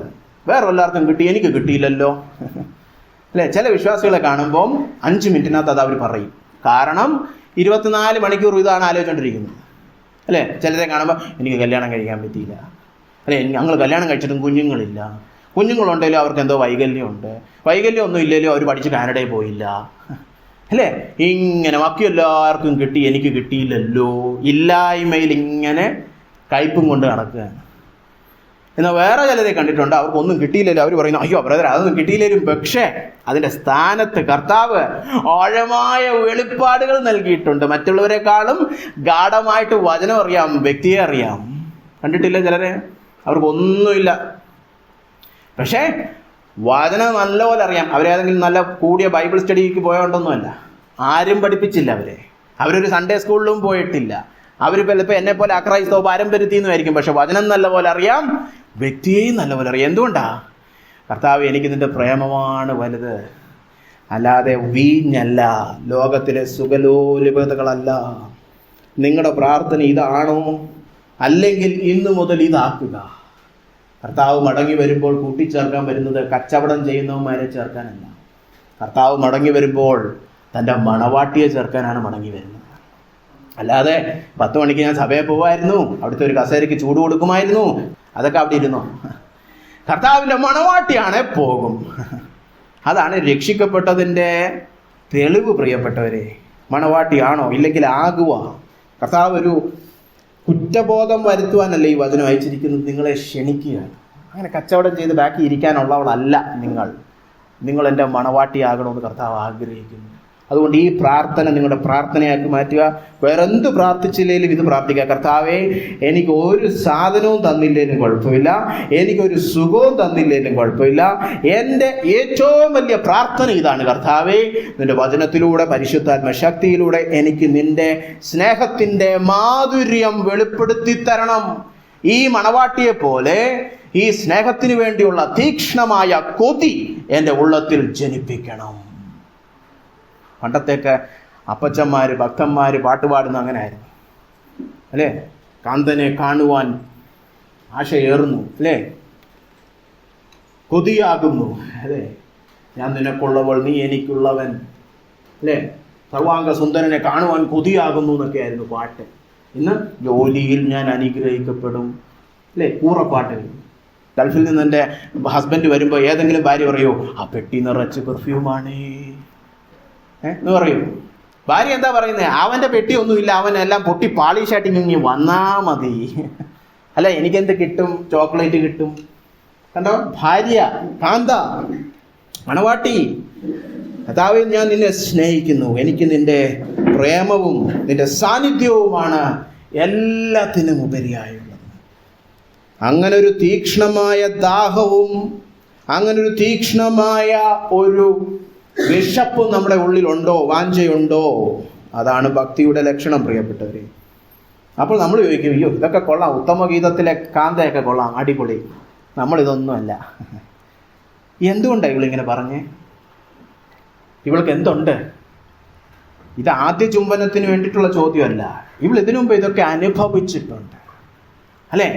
അനുഭവത്തിലൂടെ. അതാണ് നമ്മൾ 1 യോഹന്നാൻ 4 വായിച്ചത്. ആദ്യം അവൻ നമ്മളെ സ്നേഹിച്ചു, അതുകൊണ്ട് നാമം അവനെ സ്നേഹിക്കുന്നു. അപ്പോൾ ഇവളുടെ കാന്തന്റെ സ്നേഹം അവൾ ശരിയായിട്ട് മനസ്സിലാക്കിയിട്ടുണ്ട്, അവൾക്ക് ശരിയായ ബോധ്യമുണ്ട്. അതുകൊണ്ടാണ് അവള് ഇങ്ങനെ പ്രാർത്ഥിക്കുന്നത്. അപ്പം നമ്മൾ എന്തുകൊണ്ടാണ് നമ്മുടെ കാന്തനെ യേശുക്രിസ്തുവിനോട് ഇങ്ങനെ പ്രാർത്ഥിക്കാത്തത്? നമുക്ക് കാന്തന്റെ സ്നേഹത്തെക്കുറിച്ച് ബോധ്യമില്ല. ബോധ്യം ഉണ്ടായിരുന്നു നമ്മൾ ഈ ചപ്പു ചവറിനൊക്കെ വേണ്ടിയിട്ട് പ്രാർത്ഥിച്ച് നടക്കുമോ? ഭർത്താവിനെ കുറിച്ച് നല്ല ബോധ്യം ഉണ്ടെങ്കിൽ ആ കൊണ്ടുവരുന്ന പെർഫ്യൂമിനെ കുറിച്ച് ചിന്തിച്ചുകൊണ്ടിരിക്കുമോ? ഇല്ല. കാരണം എന്താ? ഭർത്താവിന്റെ സ്നേഹം രുചിച്ചറിഞ്ഞിട്ടുണ്ട്. അപ്പോൾ നമ്മൾ കാതലായ വിഷയത്തിലേക്ക് കടന്നു വരികയാണ്. കാന്തന്റെ ഹൃദയം. കാന്തയുടെ ഹൃദയം കണ്ട് ഇനി കാന്തന്റെ ഹൃദയം. അത് 6 മുതൽ 10 വരെയുള്ള വാക്യങ്ങളിലാണ്. കാതലായിട്ടും 8ഉം 9ഉം വാക്യങ്ങളിലാണ് നമ്മൾ ചിന്തിക്കാൻ പോകുന്നത്. പക്ഷെ അതിനിടയിൽ എന്താ സംഭവിക്കുന്നു ചോദിച്ചു കഴിഞ്ഞാൽ, 6ാമത്തെ വാക്യം മുതൽ ഈ കാന്ത ചില പരിഭവങ്ങളൊക്കെ പറയുകയാണ്. ഞാൻ ഇരുൾ നിറമുള്ളവളാണ്, എനിക്ക് ഇരുൾ നിറം പറ്റിയിരിക്കാലും, ഞാൻ വെയിൽ കൊണ്ട് കറുത്തിരിക്കാലും എന്നെ തുറിച്ചു നോക്കരുതേ. എനിക്ക് വലിയ ഭംഗിയൊന്നുമില്ല, അല്ലേ? എനിക്ക് അങ്ങനെ പ്രശംസിക്കുവാനൊന്നുമില്ല, ലജ്ജിക്കാനേ വകയുള്ളൂ. അപ്പൊ കണ്ടോ, കാന്ത കടന്നു പോകുന്നത് ലജ്ജയിലൂടെ. എന്ന് മാത്രമല്ല, എൻ്റെ അമ്മയുടെ പുത്രന്മാർ എന്നോട് കോപിച്ചു, എൻ്റെ മുന്തിരിത്തോട്ടം എനിക്ക് നോക്കാൻ കഴിഞ്ഞില്ല, എന്നാൽ അവരുടെ മുന്തിരിത്തോട്ടം നോക്കണമെന്നും അവർ പറഞ്ഞു. സഭയിലുള്ളവരുടെ ഗുണം ഇതാ, അല്ലേ? നമ്മളിങ്ങനെ ദുഃഖിച്ച് വലഞ്ഞു വരുമ്പോൾ സഭയിലുള്ള, അതാണ് എൻ്റെ അമ്മയുടെ സഹോദരന്മാർ, കൂട്ടുവിശ്വാസികൾ, അവരെന്താ പറയുന്നത്? കോപിച്ചു. അവർ പറയുന്നത്, ഇന്നത്തെ ശുശ്രൂഷയിൽ നിങ്ങൾ ഭാഗമായില്ലല്ലോ, അല്ലേ? നമ്മൾ ഉള്ളിൽ ഇങ്ങനെ പ്രേമോ എന്നൊക്കെ പറഞ്ഞിരിക്കുമ്പോഴാണ് ഓരോരുത്തരെന്ന് പറയുന്നത്, നിങ്ങൾ നല്ലപോലെ ശുശ്രൂഷ ചെയ്യണം, നിങ്ങൾ ഇത് ചെയ്യണം, അത് ചെയ്യണം, ഇത് ചെയ്തില്ലല്ലോ, അത് ചെയ്തില്ലല്ലോ. അവർക്ക് നമ്മുടെ ഉള്ളത്തിലെ പ്രശ്നമൊന്നും പരിഹരിക്കണ്ട, നമ്മളെ എങ്ങനെയും ഉപയോഗിച്ചാൽ മതി. സഭയ്ക്കകത്തെ ഒരു ഭൂരിപക്ഷം പേരുടെയും കുഴപ്പം ഇതാണ്, മറ്റ് വിശ്വാസികളെ ഉപയോഗിക്കുകയാണ്, അല്ലേ? എങ്ങനെയുമൊക്കെ അതങ്ങ് യൂട്ടിലൈസ് ചെയ്ത് പോവുകയാണ്. അല്ലാതെ അവർക്ക് അയ്യോ ഉള്ളിൽ അവൾ കരഞ്ഞുകൊണ്ടിരിക്കുകയാണല്ലോ, അവള് കറുത്തിരുണ്ടെന്നൊക്കെ പറഞ്ഞ് അവള് ദുഃഖിച്ചിരിക്കുകയാണല്ലോ, അതൊന്നുമല്ല. അമ്മയുടെ പുത്രന്മാർ കോപിച്ചു. അപ്പോൾ ഉള്ളിൽ ലജ്ജ, അല്ലേ? പുറത്ത് തിരസ്കരണം. നീ ഒരു കാശിനും കൊള്ളത്തില്ലല്ലോ, നിന്നെ കൊണ്ട് മുന്തിരിത്തോട്ടം നോക്കാൻ കൊള്ളത്തില്ലല്ലോ. അപ്പോൾ കണ്ടോ, ഉള്ളിൽ ലജ്ജ, അപമാനം. ഞാൻ വലിയ വിശ്വാസിയൊന്നുമല്ല കേട്ടോ, ഈ യേശുക്രിസ്തു എന്നെ ഒന്നും സ്നേഹിക്കുമെന്നൊന്നും തോന്നണില്ല. ഈ വചനമൊക്കെ പറയുന്നവരും വലിയ കാണാപിടിച്ച് പറയുന്നവരും ഒക്കെ ആയിരിക്കും, എന്നെ ഒന്നും അങ്ങനെ സ്നേഹിക്കാനൊന്നും വകയില്ല. എത്രയോ വിശ്വാസികൾ അങ്ങനെ ചിന്തിക്കുന്നു. ഇവിടെ ഇരിക്കുന്നവരും ചിലർ ചിന്തിക്കുന്നുണ്ടായിരിക്കും, അല്ലേ? ഞാൻ വലിയ വിശ്വാസിയൊന്നുമില്ല, എൻ്റെ അനുസരണമൊക്കെ വെച്ചോണ്ട് എങ്ങനെ യേശു എന്നെ സ്നേഹിക്കും? ഞാൻ അങ്ങനെ വലിയ തകർപ്പൻ ഭക്തനൊന്നുമല്ല ഈ പറഞ്ഞ പോലെ. ഇടയ്ക്കിടയ്ക്ക് എനിക്ക് വീഞ്ഞൊക്കെ വേണം, അല്ലാതെ പ്രേമം മാത്രം പോരാ, അല്ലേ? അല്ലെങ്കിൽ ഞാൻ ഇതുവരെ വിശ്വാസിയാന്ന് പറഞ്ഞിട്ടില്ല, ഞാനിതുവരെ സ്നാനപ്പെട്ടിട്ടില്ല, അപ്പോൾ പിന്നെ എന്നോട് കർത്താവിന് വലിയ സ്നേഹമൊന്നും ഇല്ലായിരിക്കും, അല്ലേ? പിന്നെ സഭയിലുള്ളവരാരും എന്നെ വലിയ പൊക്കി പിടിച്ച് ഇതാ കണ്ടോ, ഈ വിശ്വാസിയെ കണ്ടോ എന്നൊന്നും പറയുന്നുമില്ല, അല്ലേ? അപ്പോൾ അകമേ ലജ്ജയും പുറമേ തിരസ്കരണവുമുള്ള ഈ ശൂലേംകാരിയോടാണ് നമ്മുടെ കാന്തൻ സംസാരിച്ചു തുടങ്ങുന്നത്. 8ാമത്തെ വാക്യം മുതലാണ് കാന്തൻ സംസാരിക്കുന്നത്. ഇങ്ങനെ കറുത്തിരുണ്ട് പറയാനൊന്നുമില്ലാത്ത, മറ്റുള്ളവർ കോപിക്കുന്ന, ഓക്കെ, നിങ്ങൾ മനസ്സിൽ വെച്ചോണം, അങ്ങനെയുള്ള വ്യക്തിയോടാണ് കാന്തൻ 8ാം വാക്യത്തിൽ പറയുന്നത്, സ്ത്രീകളിൽ അതിസുന്ദരിയേ. എന്തോ കുഴപ്പമുണ്ടല്ലേ, അല്ലേ? കാന്തൻ എന്തോ കുഴപ്പമുണ്ട്. ഈ കറുത്തിരുണ്ട്, ഒരു ജോലിക്കും കൊള്ളാത്ത, ഒരു ഗുണത്തിനും കൊള്ളാത്ത കാന്തയെ കയറി വിളിക്കുകയാണ്, സ്ത്രീകളിൽ അതിസുന്ദരിയേ, നീ അറിയുന്നില്ലെങ്കിൽ ആടുകളുടെ കാൽച്ചുവട് തുടർന്ന് ചെന്ന് ഇടയന്മാരുടെ കൂടാരങ്ങളുടെ അടുക്കെ വരിക, നിന്റെ കുഞ്ഞാടുകളെ മേയ്ക്കാം. എന്നെ കണ്ടെത്തണമെങ്കിൽ നീ കടന്നു വന്നാൽ ഞാനൊരു ആട്ടിടയനാണ്, ഞാൻ നിന്റെ ഇടയനാണ്, എൻ്റെ അടുക്കൽ വരിക. പക്ഷെ അവൻ വിളിച്ചിരിക്കുന്നുണ്ടോ, സ്ത്രീകളിൽ അതിസുന്ദരിയെ. 8ാം വാക്യം അങ്ങനെയാണ് പറയുന്നത്. 9ാം വാക്യം തുടങ്ങുന്നത്, എൻ്റെ പ്രിയേ. വേറെ ആരും നിന്നെ അംഗീകരിച്ചില്ലെങ്കിലും ഞാൻ നിന്നെ വിളിക്കുന്നത് എൻ്റെ പ്രിയ, അല്ലേ? വേറെയുള്ളവർ പറയുന്ന ഒരു കാശിനെയും കൊള്ളത്തില്ല കേട്ടോ, മുന്തിരിത്തോട്ടമൊക്കെ ഏൽപ്പിക്കാനൊന്നും കൊള്ളത്തില്ല. ചിലർ പറയും സഭയിൽ ഒരു ഗുണമില്ല, അവരുടെ ബാക്കി വന്നിരിക്കും, ചുമ്മാ എത്ര വർഷം ഒരു വാക്യം പറഞ്ഞുകൂടാ, കാണാതെ പറയത്തില്ല, അല്ലേ? അങ്ങനെയൊക്കെ സഭ പറയുമായിരിക്കും. കർത്താവ് പറയണെങ്കിൽ എൻ്റെ പ്രിയേ, അല്ലേ? കാരണം മനസ്സിലാക്കാൻ പറ്റുന്നില്ല. ഇത് നേരത്തെ പറഞ്ഞ പോലെ നമ്മുടെ കർത്താവ് പാട്ട് പാടുമെന്ന് പറഞ്ഞതുപോലെ സെഫന്യായിൽ ഇത് വിശ്വസിക്കാൻ പറ്റുന്നില്ല അല്ലേ? പക്ഷെ ഇതാണ് നമ്മുടെ കർത്താവിൻ്റെ ഹൃദയം. അവൻ നമ്മുടെ നിറമൊന്നും നോക്കിയിട്ടല്ല, നീ കൊള്ളാം, പ്രസംഗിക്കാൻ കൊള്ളാം, ഇനി പോരെ, നീ പാട്ട് പാടാൻ കൊള്ളാം, ഇനി പോരെ. അങ്ങനെ യോഗ്യത നോക്കിയൊന്നുമല്ലല്ലോ കർത്താവ് നമുക്ക് വേണ്ടി മരിച്ചത്. കർത്താവ് മരിച്ചത് അങ്ങനെയാണോ? ഇവൻ എന്നെ പിന്നീട് നല്ല വിശ്വാസിയായിട്ട് സ്നേഹിക്കും, അനുസരിക്കും, അങ്ങനെ കണക്കൊക്കെ കൂട്ടിയപ്പോൾ എന്നാൽ പിന്നെ അവന് വേണ്ടി മരിക്കാം, യവൻ അങ്ങനെയൊന്നും കൊള്ളില്ല, അവന് വേണ്ടി മരിക്കുന്നില്ല, അങ്ങനെയാണോ കർത്താവ് മരിച്ചേ? ക്രൂശിൽ ലോകത്തിന്റെ പാപത്തിന് വേണ്ടി, മനുഷ്യരാശിക്ക് വേണ്ടി മരിച്ചു എന്ന് പറഞ്ഞാൽ അതിന്റെ അർത്ഥം എന്താണ്? ഒരു ഭൂരിപക്ഷം പേരും ചിലപ്പോ തിരസ്കരിക്കുമായിരിക്കും, അവന്മാർക്കും വേണ്ടി കയറി മരിച്ചു നീ കർത്താവ്. കണ്ടോ? അപ്പൊ കണ്ടോ, യോഗ്യത നോക്കിയല്ല കർത്താവ് ക്രൂശി മരിച്ച് തന്റെ സ്നേഹം പ്രദർശിപ്പിച്ചത്. നിങ്ങൾ നല്ലപോലെ വിശ്വാസിയാവും, ഒരിക്കലും പിന്മാറ്റത്തിൽ പോകത്തില്ല, എല്ലാ വാക്യവും കാണാൻ പഠിക്കും, എപ്പോഴും ഈ ഉത്തമഗീതത്തിലെ കാന്തേ പോലെ നടക്കും എന്നൊക്കെ ഗണിച്ചറിഞ്ഞ് പ്രവചനത്താൽ അറിഞ്ഞിട്ടൊന്നുമല്ല കർത്താവ് നമ്മളെ സ്നേഹിച്ചത്. നമുക്ക് ഈ കുറവുകളെല്ലാം ഉണ്ട്, നീ ഇരുണ്ടിരിക്കുന്നവളാണ്, നിന്നെ കൊണ്ട് ഒരു മുന്തിരിത്തോട്ടം നോക്കാനൊന്നും കഴിയത്തില്ല എന്നൊക്കെ അറിഞ്ഞിട്ടും അവൻ കൃപയാൽ നമ്മെ വിളിക്കുകയാണ്, സ്ത്രീകളിൽ അതിസുന്ദരിയായവളെ എൻ്റെ പ്രിയേ. കേട്ടോ? അപ്പൊ നീ ആന്തരികമായിട്ട് അനുഭവിക്കുന്ന ലജ്ജയൊക്കെ മാറിപ്പോകും ഇതുപോലൊരു സ്നേഹം രുചിച്ചറിഞ്ഞാൽ. ബാക്കി ആര് നിങ്ങളെ തിരസ്കരിച്ചാലും അവൻ വിളിക്കുകയാണ് എൻ്റെ പ്രിയേ. അത് നിങ്ങളുടെ ഉള്ളത്തിൽ നിറഞ്ഞു നിൽക്കട്ടെ, അല്ലേ? അല്ലാതെ ചിലർ പറയാമോ, നിങ്ങൾ വിശ്വാസിയല്ലല്ലോ, നിങ്ങൾ സ്നാനപ്പെട്ടില്ലല്ലോ, നിങ്ങൾ അതല്ലേ ഇതല്ലേ മറ്റതല്ലേ, അങ്ങനത്തെ അതൊന്നും അല്ല നമ്മുടെ ടൈറ്റിൽ. നമ്മുടെ ടൈറ്റിൽ എന്താണ്? എൻ്റെ പ്രിയേ. നിങ്ങൾ കർത്താവിൽ വിശ്വസിക്കുന്നവരാണെങ്കിൽ കർത്താവ് വിളിക്കുന്നവരാണ് എൻ്റെ പ്രിയേ. അനുസരണക്കേടൊക്കെ ഉണ്ട്, അതൊക്കെ ഞാൻ മാറ്റും, പക്ഷെ എൻ്റെ പ്രിയയാണ് നീ. ഇനി 9 മുതൽ 10 വരെയുള്ള വാക്യങ്ങളിൽ കർത്താവ് 3 കാര്യങ്ങൾ, ആ കാന്തൻ 3 കാര്യങ്ങൾ ആ കാന്തയെക്കുറിച്ച് പറയുകയാണ്. അവൻ്റെ കണ്ണിൽ അവൻ കാണുന്ന 3 കാര്യങ്ങൾ.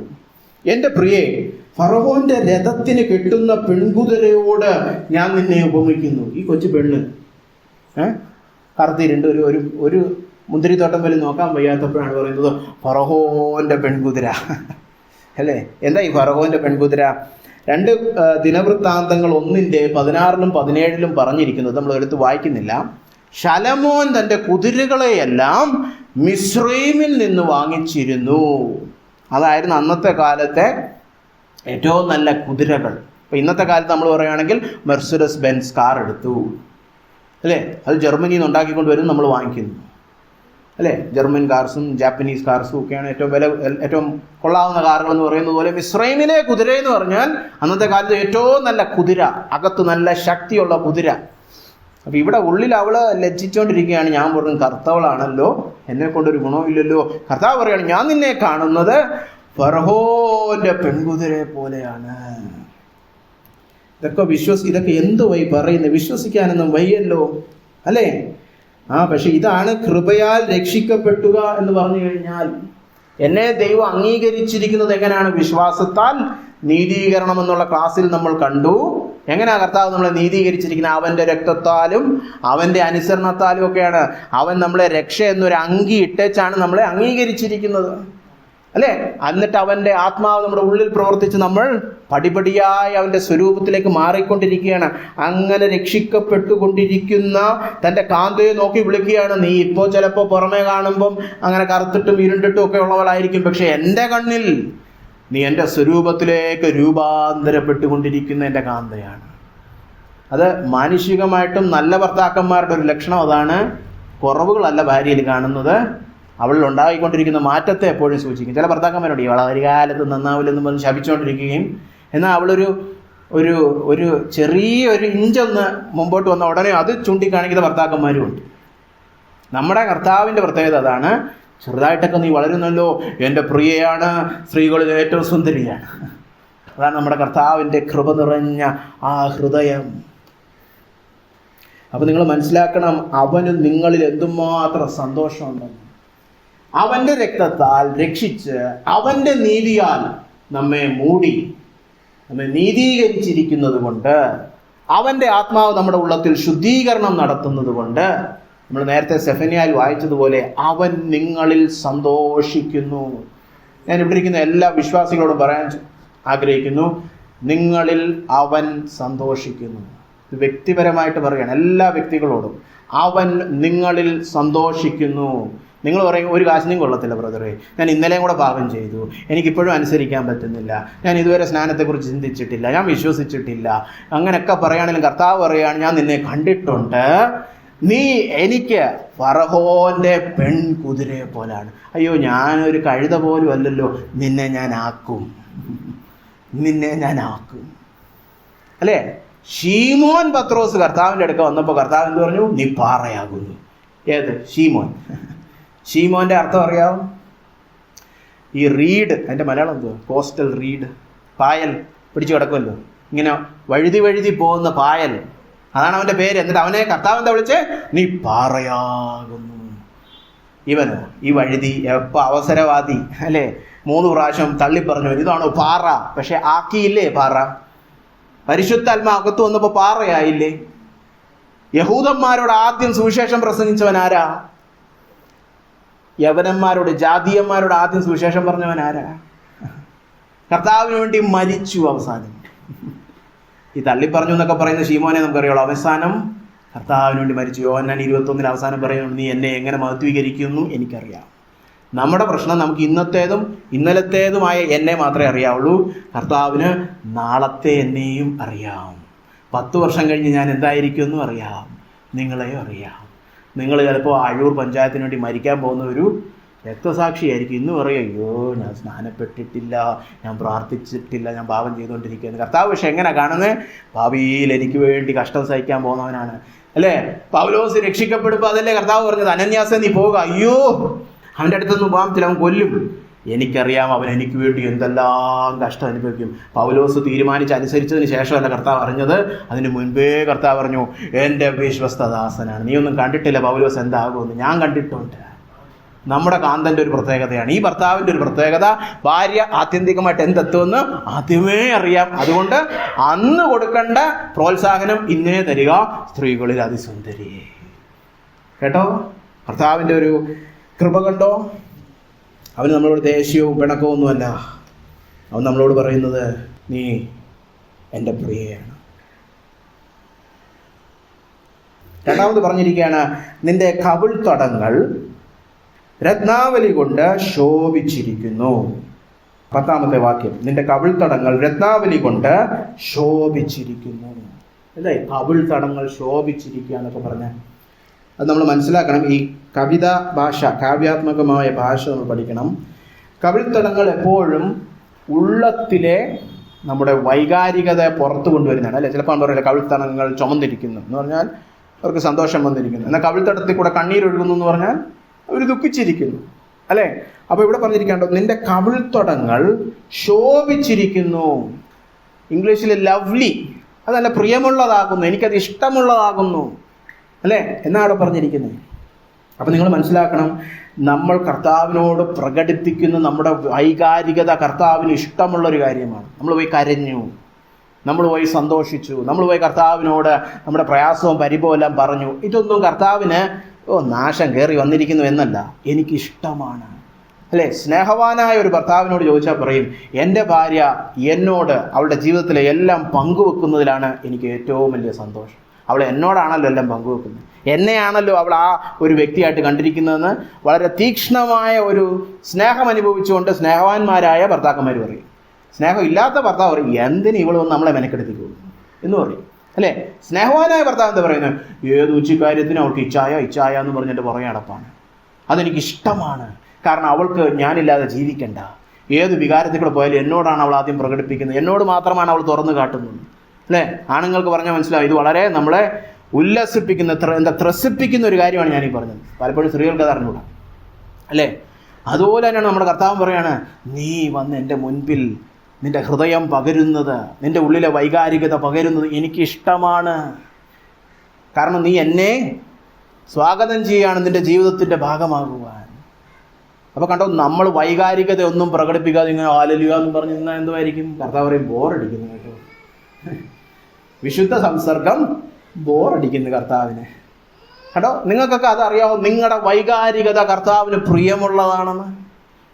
എന്ന് പറഞ്ഞാൽ ബളം വെക്കുന്നതിനെ കുറിച്ചല്ല കേട്ടോ. വൈകാരികത എന്ന് പറഞ്ഞാൽ ഉള്ളം തുറക്കുക. അത് കർത്താവിനോട് എങ്ങനെ പറയും? എന്തും പറയും. ഞാൻ അങ്ങനെ ഒരു വ്യക്തിയാണ്, ഞാൻ കർത്താവിനോട് എന്തും പറയും. മ്ലേച്ഛ കാര്യങ്ങൾ വരെ തുറന്നു പറയും, കർത്താവ് അവിടെ പോയപ്പോൾ ആ സ്ത്രീ ഇട്ടിരുന്ന വേഷം എനിക്ക് ഇഷ്ടപ്പെട്ടില്ല, എനിക്കത് പ്രലോഭനം വരുത്തി വെച്ചു. അപ്പോൾ കർത്താവ് പറയും പോകാൻ പറ അവളോട്, വേണേ അവർ 2-3 പരിജ്ഞാനത്തിൻ്റെ വചനവും കൂടെ എനിക്ക് തരും, അവരെ സൂക്ഷിച്ചോണം, അവർ പ്രശ്നമാണ് അല്ലേ. വിവാഹം കഴിക്കാത്ത ഒരു ശുശ്രൂഷകനായതുകൊണ്ട് എന്നോട് ദൈവം അത് പറയും. ചിലപ്പോൾ ദൈവം പറയും നീ നിൻ്റെ കാര്യം നോക്ക് എന്നും പറയും അല്ലേ. പക്ഷെ ഞാൻ എല്ലാം തുറന്നു പറയും, എല്ലാം ഞാൻ പറയും. അല്ലാതെ വീട്ടിൽ പോയിട്ട് ഞാൻ പ്രാർത്ഥിക്കുന്നത് നല്ലവനും വല്ലവനുമായ കർത്താവേ അങ്ങനല്ല പ്രാർത്ഥിക്കുന്നത്. സാഹിത്യം വിളമ്പലല്ല പ്രാർത്ഥന. ചിലരൊക്കെ വീട്ടിലും അങ്ങനെ പ്രാർത്ഥിക്കുന്നു. അത് എനിക്കറിഞ്ഞു. ഞാൻ ഈ അക്രൈസ്തവ പാരമ്പര്യത്തിൽ നിന്നുകൊണ്ട് എനിക്കത് അറിഞ്ഞൂടായിരുന്നു. ചിലരൊക്കെ വീട്ടിൽ ഒറ്റയ്ക്കിരുന്ന് പ്രാർത്ഥിക്കുമ്പോഴും ഈ സഭയെ പ്രാർത്ഥിക്കുന്ന പോലെ സാഹിത്യവും പടക്കവും പൊട്ടാസും ഒക്കെ വെച്ചോണ്ടാണ്. ഇതെന്തോന്ന് ഇതെവിടെ, ഇതിനകത്ത് എവിടെ സംസർഗം? ഇത് നടനം. ജീവിതത്തിൽ പ്രാർത്ഥിച്ചിട്ടില്ല ഇവരൊന്നും. ഇവർക്ക് സഭയെ പ്രാർത്ഥിക്കാൻ അറിയാം. അത് വേറൊരാൾ ഹാലലിയോ ഒക്കെ ഇട്ട് ഇങ്ങനെ ബീറ്റ്സ് ഇട്ട് കൊടുത്താൽ അതല്ല പ്രാർത്ഥന. എന്താണ്? ഹൃദയം പകരുക. കർത്താവ് എനിക്ക് വേദനിക്കുന്നു, എനിക്ക് പറ്റത്തില്ല ഇപ്പം അല്ലേ. എല്ലാം തുറന്നു. ഒരു ഭാര്യ പോയി ഭർത്താവിനോട് എല്ലാം പറയത്തില്ലേ എന്ന് പറഞ്ഞതുപോലെ വരണം. അതെനിക്ക് പ്രിയമുള്ളതാണ് നമ്മുടെ കാന്തം പറയുക. അപ്പോൾ ഇനി എന്തോ വേണം? എല്ലാം എനിക്ക് തുറന്നു പറയാൻ പറ്റുന്ന എൻ്റെ സുഹൃത്ത് അല്ലേ. ഏത് ലോകത്തുള്ള ഏത് ഭർത്താവിനേക്കാളും നല്ലതാ അത് ഭാര്യമാരോട്. ഏത് ഭർത്താവിനേക്കാളും ഏറ്റവും നല്ല കൂട്ടുകാരൻ ഇവിടെ ഉണ്ട്. കല്യാണം കഴിക്കാത്ത എന്നെ പോലുള്ളവരോട് ഞാൻ പറയുകയാണ്, ഏറ്റവും നല്ല ഭാര്യ, ഏറ്റവും നല്ല പങ്കാളി താണ്ടിരിപ്പുണ്ട് അല്ലേ. എന്തും പോയി പറയാം, എല്ലാ സഹായവും ചെയ്തു തരും, എല്ലാം കേൾക്കുകയും ചെയ്യും. ചിലരങ്ങനല്ല, എനിക്ക് സമയമില്ല കേട്ടോ ഇപ്പോൾ അല്ലേ. എത്ര നേരമെടുത്തും ഭർത്താവ് ഞാൻ 3 മണിക്കൂർ ഒന്ന് പ്രാർത്ഥിച്ചോട്ടെ, ഭർത്താവ് 7 മണിക്കൂർ, ഉപവസിച്ച് 21 ദിവസം, അല്ലാതെ ഇപ്പം സമയമില്ല, സ്വർഗത്തിൽ കുറച്ച് പണിയുണ്ട് എന്ന് പറയുമോ? കണ്ടോ, നമ്മളെ സ്വാഗതം ചെയ്യുന്നുണ്ടോ. നീ നിന്റെ ഉള്ളം തുറക്കുക, നീ കറുത്തവളാണെന്നും നിന്നെ കാണാൻ കൊള്ളത്തില്ലെന്നും ഒക്കെ എല്ലാം എന്നോട് പറ. എനിക്ക് നിന്റെ കവിൾത്തടത്തിൽ വിരിയുന്ന എല്ലാ വികാരവും പ്രിയപ്പെട്ടതാണ്. അത് കഴിഞ്ഞ് മുൻപോട്ട് പോകട്ടെ, കുറേ കാര്യങ്ങളുണ്ട്, അത് സമയം കടന്നു പോകുന്നത് ഞാൻ വേഗം അവസാനിപ്പിക്കട്ടെ. 3ാമത് പറഞ്ഞിരിക്കുകയാണ് അവിടെ 10ാമത്തെ വാക്യത്തിൽ, നിന്റെ കഴുത്ത് മുത്തുമാല കൊണ്ട് ശോഭിച്ചിരിക്കുന്നു. കഴുത്തും വചനത്തിൻ്റെ ഭാഷയിൽ, പ്രത്യേകിച്ച് കവിതാ ഭാഗങ്ങളിലും കാവ്യാത്മക ഭാഷയിലും പ്രവചന ഭാഷയിലും കഴുത്ത് എന്തിനെ സൂചിപ്പിക്കുന്നു എന്നറിയാവോ? കഴുത്ത് നമ്മുടെ ഇച്ഛയെ സൂചിപ്പിക്കുന്നു. 1-2 വാക്യങ്ങൾ വായിക്കുമ്പോൾ നിങ്ങൾക്കത് മനസ്സിലാകും. യെശയ്യാവ് 48-ന്റെ 4-ാമത്തെ വാക്യം, നീ കഠിനനെന്നും നിന്റെ കഴുത്ത് ഇരുമ്പു ഞരമ്പുള്ളതെന്നും നിന്റെ നെറ്റി താമ്രമെന്നും ഞാൻ അറിയുക കൊണ്ട് ഞാൻ പണ്ടു തന്നെ നിന്നോട് പ്രസ്താവിച്ചു. അപ്പൊ കണ്ടോ, നിങ്ങൾ കഠിന ഹൃദയമുള്ളവരും അനുസരിക്കാത്തവരും കീഴ്പ്പെടാത്തവരുമാണെന്ന് പറയുവാൻ അതിനുപയോഗിച്ചിരിക്കുന്ന ഉപമയായിട്ട് പറഞ്ഞിരിക്കുന്നത് എന്താണ്? നിന്റെ കഴുത്ത് ഇരുമ്പു ഞരമ്പുള്ളത് തന്നെ, കുനിയത്തില്ല, നുകത്തിന്റെ അടിയിൽ കുനിയത്തില്ല അല്ലേ. ഇത് നമ്മുടെ കാളയുടെ കഴുത്ത് മേളിലോട്ട് നോക്കി ഇങ്ങനെ ഇരിക്കുകയാണെങ്കിൽ എങ്ങനെയോട്ട് നുകത്തിനകത്ത് കയറ്റും അല്ലേ. കാള കുനിഞ്ഞ് താഴോട്ട് നോക്കുന്നോണ്ടല്ലേ ഈ നുകം തല വെച്ച് കൊടുക്കാൻ പോകുന്നത്. എന്ന് പറഞ്ഞാൽ കുനിഞ്ഞ കഴുത്തുകൾ അല്ലേ. ഇത് പറഞ്ഞിരിക്കുക നിങ്ങൾ ഇരുമ്പ് കഴുത്ത് അല്ലേ, ഇതിനകത്ത് ഒരു കീഴ്പ്പെടലുമില്ല. അപ്പൊ കർത്താവ് പറയാണ്, നിന്റെ കഴുത്ത് നല്ല ശോഭയുള്ള, മുത്തുമാലയൊക്കെ ഇട്ട് നല്ല ശോഭയുള്ള ഒരു കഴുത്താണ്. നിന്റെ ഇച്ഛ, നിന്റെ തീരുമാനങ്ങൾ, നിന്റെ തിരഞ്ഞെടുപ്പുകൾ എനിക്ക് ഇഷ്ടമുള്ളതാണ്. കാരണം നീ എന്നോട് കീഴ്പ്പെടുന്നവളാണ്. നമ്മുടെ കീഴ്പ്പെടൽ, നമ്മുടെ വിധേയത്വം കർത്താവിന് ശോഭയുള്ള ഒരു മുത്തുമാലയൊക്കെ അലങ്കരിച്ചിരിക്കുന്ന ഒരു കഴുത്തു പോലെയാണ്. അപ്പൊ കണ്ടോ, നമ്മൾ തീരുമാനിക്കുമ്പോൾ ഒരു തിരഞ്ഞെടുക്കുക, കർത്താവ് ഞാൻ നിന്നിൽ ആശ്രയിച്ച് നിന്നെ അനുസരിക്കാൻ പോകുന്നു, നീ ഇത്ര സ്നേഹവാനാണെന്ന് ഞാൻ അറിഞ്ഞില്ല, നീ പ്രസംഗം കേട്ടപ്പോഴറിഞ്ഞ ഞാൻ നിനക്ക് വേണ്ടി ജീവിക്കും എന്നിങ്ങനെ ഒരു തീരുമാനം എടുക്കുമല്ലോ, ഒരു ഇച്ഛ എടുക്കുമല്ലോ. അതിന് കർത്താവ് എങ്ങനെ കാണുന്നതറിയോ? ഒരു നല്ലൊരു കഴുത്തിലൊരു മുത്തുമാല ഇട്ടതുപോലെ. കേട്ടോ, കാന്തം പറയാണ്, എനിക്ക് നിന്റെ ആ കീഴ്പ്പെടൽ, നിന്റെ വിധേയത്വം എനിക്കിഷ്ടമാണ്. അപ്പൊ കേട്ടോ, 3 കാര്യങ്ങൾ അവിടെ കാന്തം പറയാണ് കാന്തയെ കുറിച്ച് അല്ലേ. ആദ്യം എന്താ പറഞ്ഞ, നീ ഫറവോന്റെ രഥത്തിന് ഉള്ള പെൺകുതിരയെ പോലാണ്, നിന്നെ ഞാൻ വിലമതിക്കുന്നു, നീ ആന്തരികമായി അത്യധികം ശക്തിയുള്ളവളായി ഞാൻ വിലമതിക്കുന്നു അല്ലേ. നിന്റെ വികാരം എന്നോട് നീ പങ്കുവെക്കുന്നത് എനിക്ക് വളരെ ഇഷ്ടമുള്ളതാണ്, നീ എന്നെ നിന്റെ ജീവിതത്തിന്റെ ഭാഗമാക്കുവാൻ എന്നെ സ്വാഗതം ചെയ്യുന്നു. നിന്റെ പ്രാർത്ഥനകൾ, നിന്റെ ആ ഹൃദയം തുറക്കൽ, നിന്റെ ഉള്ളു തുറക്കൽ, നിന്റെ ഹൃദയം പകരൽ എനിക്ക് ഇഷ്ടമുള്ളതാണ്. കാരണം അതെല്ലാം ഞാൻ ഇഷ്ടപ്പെടുന്നു. നീ എന്ത് പറയുന്നു അതെല്ലാം കേൾക്കാൻ എനിക്ക് ഇഷ്ടമാണ്, അതിന്റെ ഭാഗമാകുവാൻ എനിക്ക് ഇഷ്ടമാണ്. മൂന്നാമത് പറഞ്ഞാൽ നിന്റെ കീഴ്പ്പെടൽ, നിന്റെ വിധേയത്വം, നിനക്ക് എന്നോടുള്ള അനുസരണത്തിന്റെ ഏത് ബാലപാഠങ്ങൾ നിങ്ങൾ എടുത്താലും കർത്താവ് പറയുന്നത് അത് അതിമനോഹരം. അപ്പോൾ ഇങ്ങനെ ഹൃദയമുള്ളൊരു കാന്തനെ ഈ കാന്ത കണ്ടതുകൊണ്ടാണ് അവൾ പറഞ്ഞത്, അയ്യോ ഈ വീഞ്ഞും ഈ ലോകത്തുള്ള സുഖ സൗകര്യങ്ങളെക്കാളൊക്കെ എനിക്ക് ഈ കാന്തന്റെ സ്നേഹം മതി. അല്ലേ? ഇങ്ങനൊരു പയ്യനെ കിട്ടിയ ആരാ കല്യാണം കഴിക്കാത്ത? അല്ലേ? സ്ത്രീകൾ. ഇങ്ങനെ ഒരുത്തിനെ കിട്ടി, എങ്കിൽ പോരെ, എന്ത് വേണേ സഹായം ചെയ്തു തരാം, എത്ര കുറവുണ്ടെങ്കിലും നീ എനിക്ക് പെൺകുതിരെ പോലാണെന്നൊക്കെ പറയുന്ന ഒരു ഭർത്താവിനെ കിട്ടിയ എപ്പോൾ കല്യാണം കഴിച്ചെന്ന് ചോദിച്ചാൽ മതി. അല്ലേ? അതുകൊണ്ടാണ് ഈ കാന്ത പറയുന്നത്, കർത്താവേ എനിക്ക് വീഞ്ഞൊന്നും വേണ്ട, എനിക്ക് ഒന്നും വേണ്ട, എനിക്ക് നിന്റെ സ്നേഹം മതി. നമ്മുടെ കർത്താവായ യേശു ക്രിസ്തുവിനെ നിങ്ങൾ ഇങ്ങനെ അറിയുന്നുണ്ടോ? അവന് നിങ്ങളോട് വ്യക്തിപരമായിട്ടുള്ള സ്നേഹം, ഇതും വ്യക്തിപരമായ മനസ്സിലാണ്. ദൈവസഭയോട് ദൈവത്തിന് ഇങ്ങനെ സ്നേഹമുണ്ട്, എന്നോടില്ല എന്നല്ല. ഇവിടെ കടന്നു വന്നിരിക്കുന്ന സകല വിശ്വാസികളോടും പറയാണ്, യേശു ക്രിസ്തുവിന് നിങ്ങളോടുള്ള ഹൃദയമാണ് ഇന്ന് വെളിപ്പെട്ട് വന്നത്. നിങ്ങളോട് വ്യക്തിപരമായിട്ടാണ് കർത്താവ് പറയുന്നത്. നിങ്ങൾ വിചാരിക്കും, അയ്യോ ഞാൻ കാണാൻ കൊള്ളത്തില്ല, എന്നെ തിരസ്കരിക്കപ്പെട്ടതാണ്. കർത്താവ് പറയാണ്, നിങ്ങൾ സകല സ്ത്രീകളിലും എല്ലാരെക്കാളും എനിക്ക് അതിശ്രേഷ്ഠവും സുന്ദരവുമായതാണ്. നിങ്ങൾ പറയും, കർത്താവ് എന്നെ ഒന്നിനും കൊള്ളത്തില്ല, ഒരു മുന്തിരി തോട്ടം പോലും നോക്കാനെന്ന് കൊള്ളാം, ഞാൻ ഒരു സാധാ ഒരാൾ എന്ന് പറയുകയാണ്. കർത്താവ് പറയാണ്, നീ ഫറവോന്റെ രഥത്തിന് കിട്ടുന്ന പെൺകുതിരയെ പോലെ അത്ര ശ്രേഷ്ഠമായ ശക്തമായതായിട്ടാണ് ഞാൻ കാണുന്നത്. നിങ്ങൾ പറയാണ്, കർത്താവ് എൻ്റെ വികാരമൊന്നും കേൾക്കാനും കൊള്ളത്തില്ല, കാണിക്കാനും കൊള്ളത്തില്ല, എനിക്ക് അങ്ങനെ വലിയ വികാരവും ഇല്ല എന്ന് പറയുന്ന കർത്താവ് പറയുകയാണ്, എല്ലാം നീ എന്ത് പകരുന്നോ, നിന്റെ കവിൾത്തടത്തിൽ എന്ത് വിരിയുന്നോ അതെനിക്ക് പ്രിയമുള്ളതാണ്. അത് നിൻ്റേതായതുകൊണ്ടും നീ അത് എന്നോട് പ്രദർശിപ്പിക്കുന്നതായതുകൊണ്ടും എനിക്കത് പ്രിയമുള്ളതാണ്. നിങ്ങൾ പറയും, കർത്താവേ ഞാൻ വലിയ ഇച്ഛാശക്തിയൊന്നും ഇല്ലാത്ത ഒരാളാണ് കർത്താവേ, ചെറിയ അങ്ങോട്ടും ഇങ്ങോട്ടൊക്കെ മാറി മറിഞ്ഞ് ചിലപ്പോഴൊക്കെ ഞാൻ തീരുമാനം എടുക്കാറുണ്ട്, അനുസരിക്കാൻ നോക്കാറൊക്കെ ഉണ്ട്. കർത്താവ് പറയാണ്, നീ എത്ര ചെറിയ തീരുമാനമായാലും തിരഞ്ഞെടുപ്പായാലും നീ എന്നോട് കീഴ്പ്പെടുവാൻ എടുക്കുന്ന ഏത് പടിയായാലും എനിക്കത് പ്രിയമുള്ളതാണ്, ശ്രേഷ്ഠമാണ്. അല്ലേ? ഒരു കഴുത്തിൽ നമ്മൾ മുത്തുമാലയിട്ട് ശോഭിച്ചിരിക്കുന്നത് പോലെയാണ്. അതെല്ലാം കൊണ്ടാണ് ഇവളുടെ ഈ ഉള്ളത്തിലെ ലജ്ജയും തിരസ്കരണവും എല്ലാം നീക്കി അവളെ സ്ത്രീകളിൽ അതിസുന്ദരി എന്നൊക്കെ വിളിച്ച് അവസാനം അതിൻ്റെ 15-ാം വാക്യത്തിൽ പറഞ്ഞിരിക്കുകയാണ്, എൻ്റെ പ്രിയേ നീ സുന്ദരി തന്നെ. അയ്യോ ഞാൻ കറുത്ത ആന്ന് ഇനി പറയുന്നത്, നീ സുന്ദരി തന്നെ. അല്ലെ?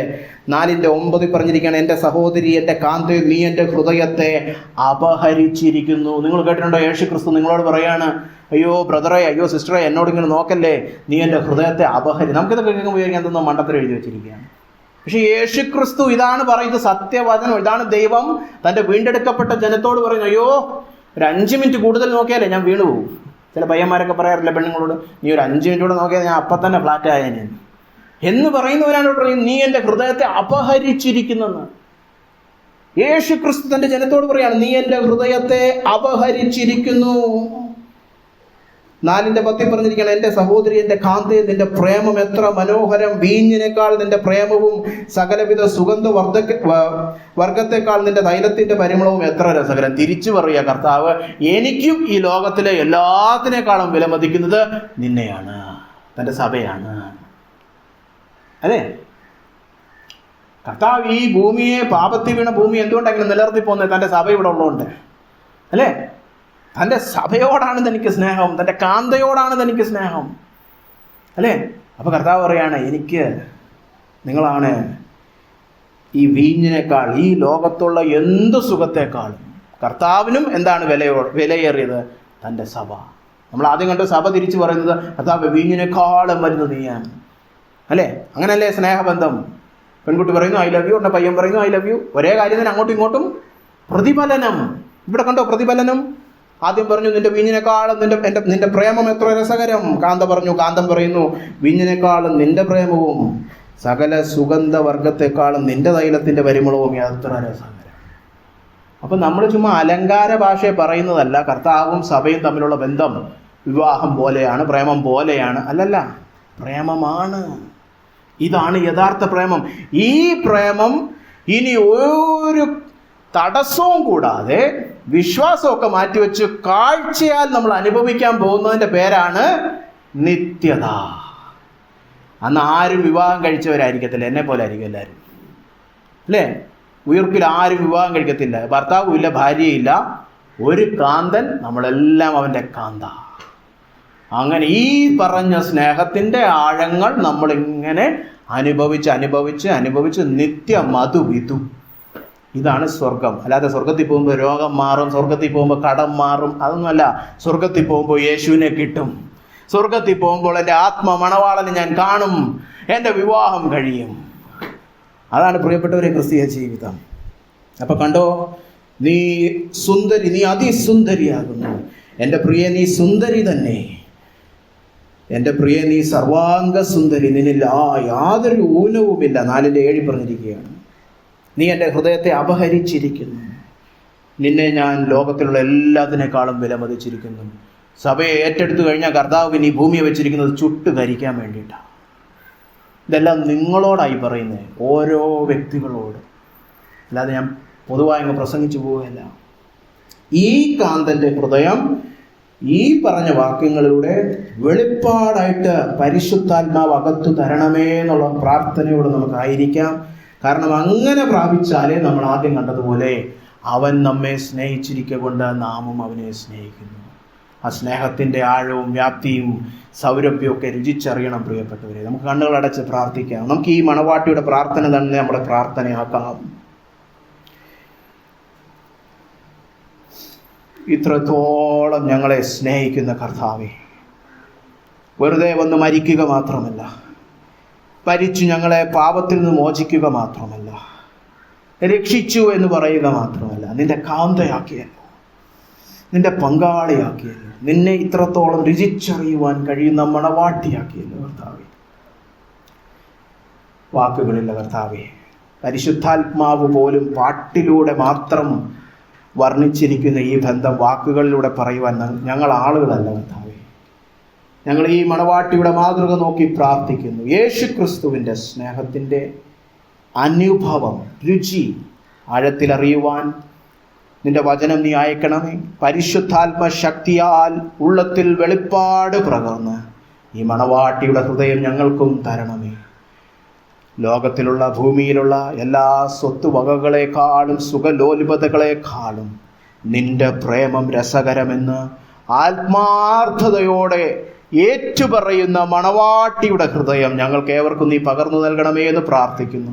അതോടൊപ്പം തന്നെ കർത്താവ്, ഞാൻ പ്രാർത്ഥിക്കുന്നു, നിരുത്സാഹപ്പെട്ടിരിക്കുന്ന, ശിക്ഷാവിധിയുടെയും കുറ്റബോധത്തിൻ്റെയും ആലോചനയിലിരിക്കുന്ന, അയ്യോ ഞാൻ ഈ സഭയിൽ ഒരു കാശിനും കൊള്ളത്തില്ല, ഞാൻ ഈ പുറകിലിരിക്കാനേ കൊള്ളാവൂ, ഞാൻ സ്നാനപ്പെട്ടിട്ടില്ലല്ലോ, ഞാൻ കുറഞ്ഞ വിശ്വാസിയാണ്, ഞാൻ 2ാം തരം വിശ്വാസിയാണല്ലോ എന്നൊക്കെ പിശാച് ആലോചന കൊടുത്ത് ദുഃഖിച്ച് കുനിഞ്ഞ് കർത്താവെ ലജ്ജയോടായിരിക്കുന്ന ഏതെങ്കിലും വ്യക്തി ഇവിടെ ഇരിപ്പുണ്ടെങ്കിൽ നീ അവരെ അതിസുന്ദരിയായ എൻ്റെ കാന്തേ എന്ന് വിളിക്കുന്ന നിന്റെ സ്വരമുള്ളത്തിൽ കേൾപ്പിക്കണമേ കർത്താവെ. നിന്റെ നീതീകരണം എത്ര പൂർണ്ണമാണെന്നും തികവുള്ളതാണെന്നും അവർക്കൊന്ന് തെളിയിച്ചു കൊടുത്താട്ടെ. നീ പൂർണ്ണമായിട്ടും അവരെ അംഗീകരിച്ചു. അവരുടെ പ്രവൃത്തികളാൽ അല്ല നിന്റെ നീതീകരണം. നീ അവരെ പൂർണ്ണമായിട്ടും അംഗീകരിച്ചു, സ്നേഹിക്കുന്നു എന്നുള്ള നിന്റെ വാക്ക് കർത്താവെ അവരുടെ ഉള്ളത്തിലേക്ക് അയക്കണമേ കർത്താവെ, അയക്കണമേ കർത്താവെ. ഞാൻ നിങ്ങളെ സ്നേഹിക്കുന്നു എൻ്റെ കാന്തേ, എൻ്റെ പ്രിയേ. നിന്നിലൊരു ഊനവുമില്ല, നിന്നിലൊരു കുറവും ഞാൻ കാണുന്നില്ല. എല്ലാ ചുളുക്കും കറകളും ഞാൻ എൻ്റെ വചനത്തെ അയച്ച് കഴുകി അവസാനം മഹത്വമുള്ള ശോഭയുള്ള ഒരു കാന്ത, ഒരു സഭയാക്കി ഞാൻ എൻ്റെ മുൻപിൽ നിർത്തുമെന്ന് എഫീസ്യ ലേഖനത്തിൽ കർത്താവ് പറയുന്നത് പോലെ എല്ലാ ഊനവും മാറും, എല്ലാ ബലഹീനതകളെയും ദൈവം മാറ്റും. നിങ്ങൾ ഭാവിയിൽ എന്തായി തീരുമെന്ന് കർത്താവിനറിയാം. ബലപ്പെട്ട തൻ്റെ മക്കളോട്, തൻ്റെ കാന്തയോട് കർത്താവ് വിളിച്ചു പറയുന്നു, എൻ്റെ പ്രിയേ, നീ സുന്ദരി തന്നെ. വേറെ ആരും നിന്നെ അംഗീകരിച്ചില്ലേലും, വേറെ എല്ലാവരും നിന്നെ തിരസ്കരിച്ചാലും കർത്താവ് പറയുന്നു, നീ എനിക്ക് പ്രിയമുള്ളവൾ, നീ എൻ്റേതാകുന്നു, നീ എൻ്റെ കാന്തയാകുന്നു, നീ എനിക്ക് പ്രിയമുള്ളവൾ. നീ എൻ്റെ അടുക്കൽ കടന്നു വന്ന് നിന്റെ ഹൃദയം പകരുക. നീ പറയുന്നതെല്ലാം കേൾക്കുവാനും നിന്റെ ജീവിതത്തിൻ്റെ ഭാഗമാകുവാനും ഞാൻ ആഗ്രഹിക്കുന്നു. നിന്റെ കാന്തൻ എന്ന രീതിയിൽ ഞാൻ ആഗ്രഹിക്കുന്നു. ആ ഒരു വിശ്വാസത്തോടെ, ബോധ്യത്തോടെ, സന്തോഷത്തോടെ അവൻ്റെ സന്നിധിയിൽ പോയി പ്രാർത്ഥിക്കുക പ്രിയപ്പെട്ടവരെ. ഹൃദയം പകരുക, എല്ലാം അവനുമായി പങ്കുവെച്ച് നിങ്ങളുടെ പങ്കാളിയായിട്ട് അവനെ ഏറ്റെടുത്തുകൊണ്ട് ജീവിക്കുക. കർത്താവേ, ഈ വലിയ ഭാഗ്യത്തിനായിട്ട് സ്തോത്രം. കേൾപ്പിച്ച വചനത്തിനായിട്ട് സ്തോത്രം. പ്രസംഗം പ്രസംഗിക്കുവാനുള്ള ആരോഗ്യം തന്നതിനായിട്ട് സ്തോത്രം. കർത്താവേ, നീ ഞങ്ങളെ ആദ്യം സ്നേഹിച്ചതുകൊണ്ട് ഞങ്ങളും നിന്നെ സ്നേഹിക്കുന്നു. സകല മഹത്വവും നിനക്ക് തന്നെ കരയേറ്റുന്നു കർത്താവേ. സകല മഹത്വവും നിനക്ക് തന്നെ കരയേറ്റുന്നു കർത്താവേ. ഈ വചന ശുശ്രൂഷ അനുഗ്രഹിച്ചതിനായിട്ട് സ്തോത്രം. ഇന്ന് കടന്നു വന്ന സകല ജനത്തെയും നിന്റെ അനുഗ്രഹത്തോടെ ഭവനത്തിലേക്ക് മടക്കി അയച്ചാട്ടെ എന്ന് പ്രാർത്ഥിക്കുന്നു. പ്രാർത്ഥന കേട്ടിരിക്കാൻ സ്തോത്രം. യേശു ക്രിസ്തുവിന്റെ നാമത്തിൽ തന്നെ ആമേൻ. ആമേൻ. നമുക്ക് ആശീർവാദം സ്വീകരിക്കാം. സ്വർഗസ്ഥനായ പിതാവിൻ്റെ സ്നേഹവും അവൻ്റെ പുത്രനും നമ്മുടെ കർത്താവുമായ യേശു ക്രിസ്തുവിൻ്റെ കൃപയും ആശ്വസിപ്പിച്ച് വഴി നടത്തുന്ന പരിശുദ്ധാത്മാവാം ദൈവത്തിൻ്റെ സംസർഗവും സഹവാസവും നാം ഏവരോടും ഇരിക്കുമാറാകട്ടെ. ആമേൻ. ആമേൻ.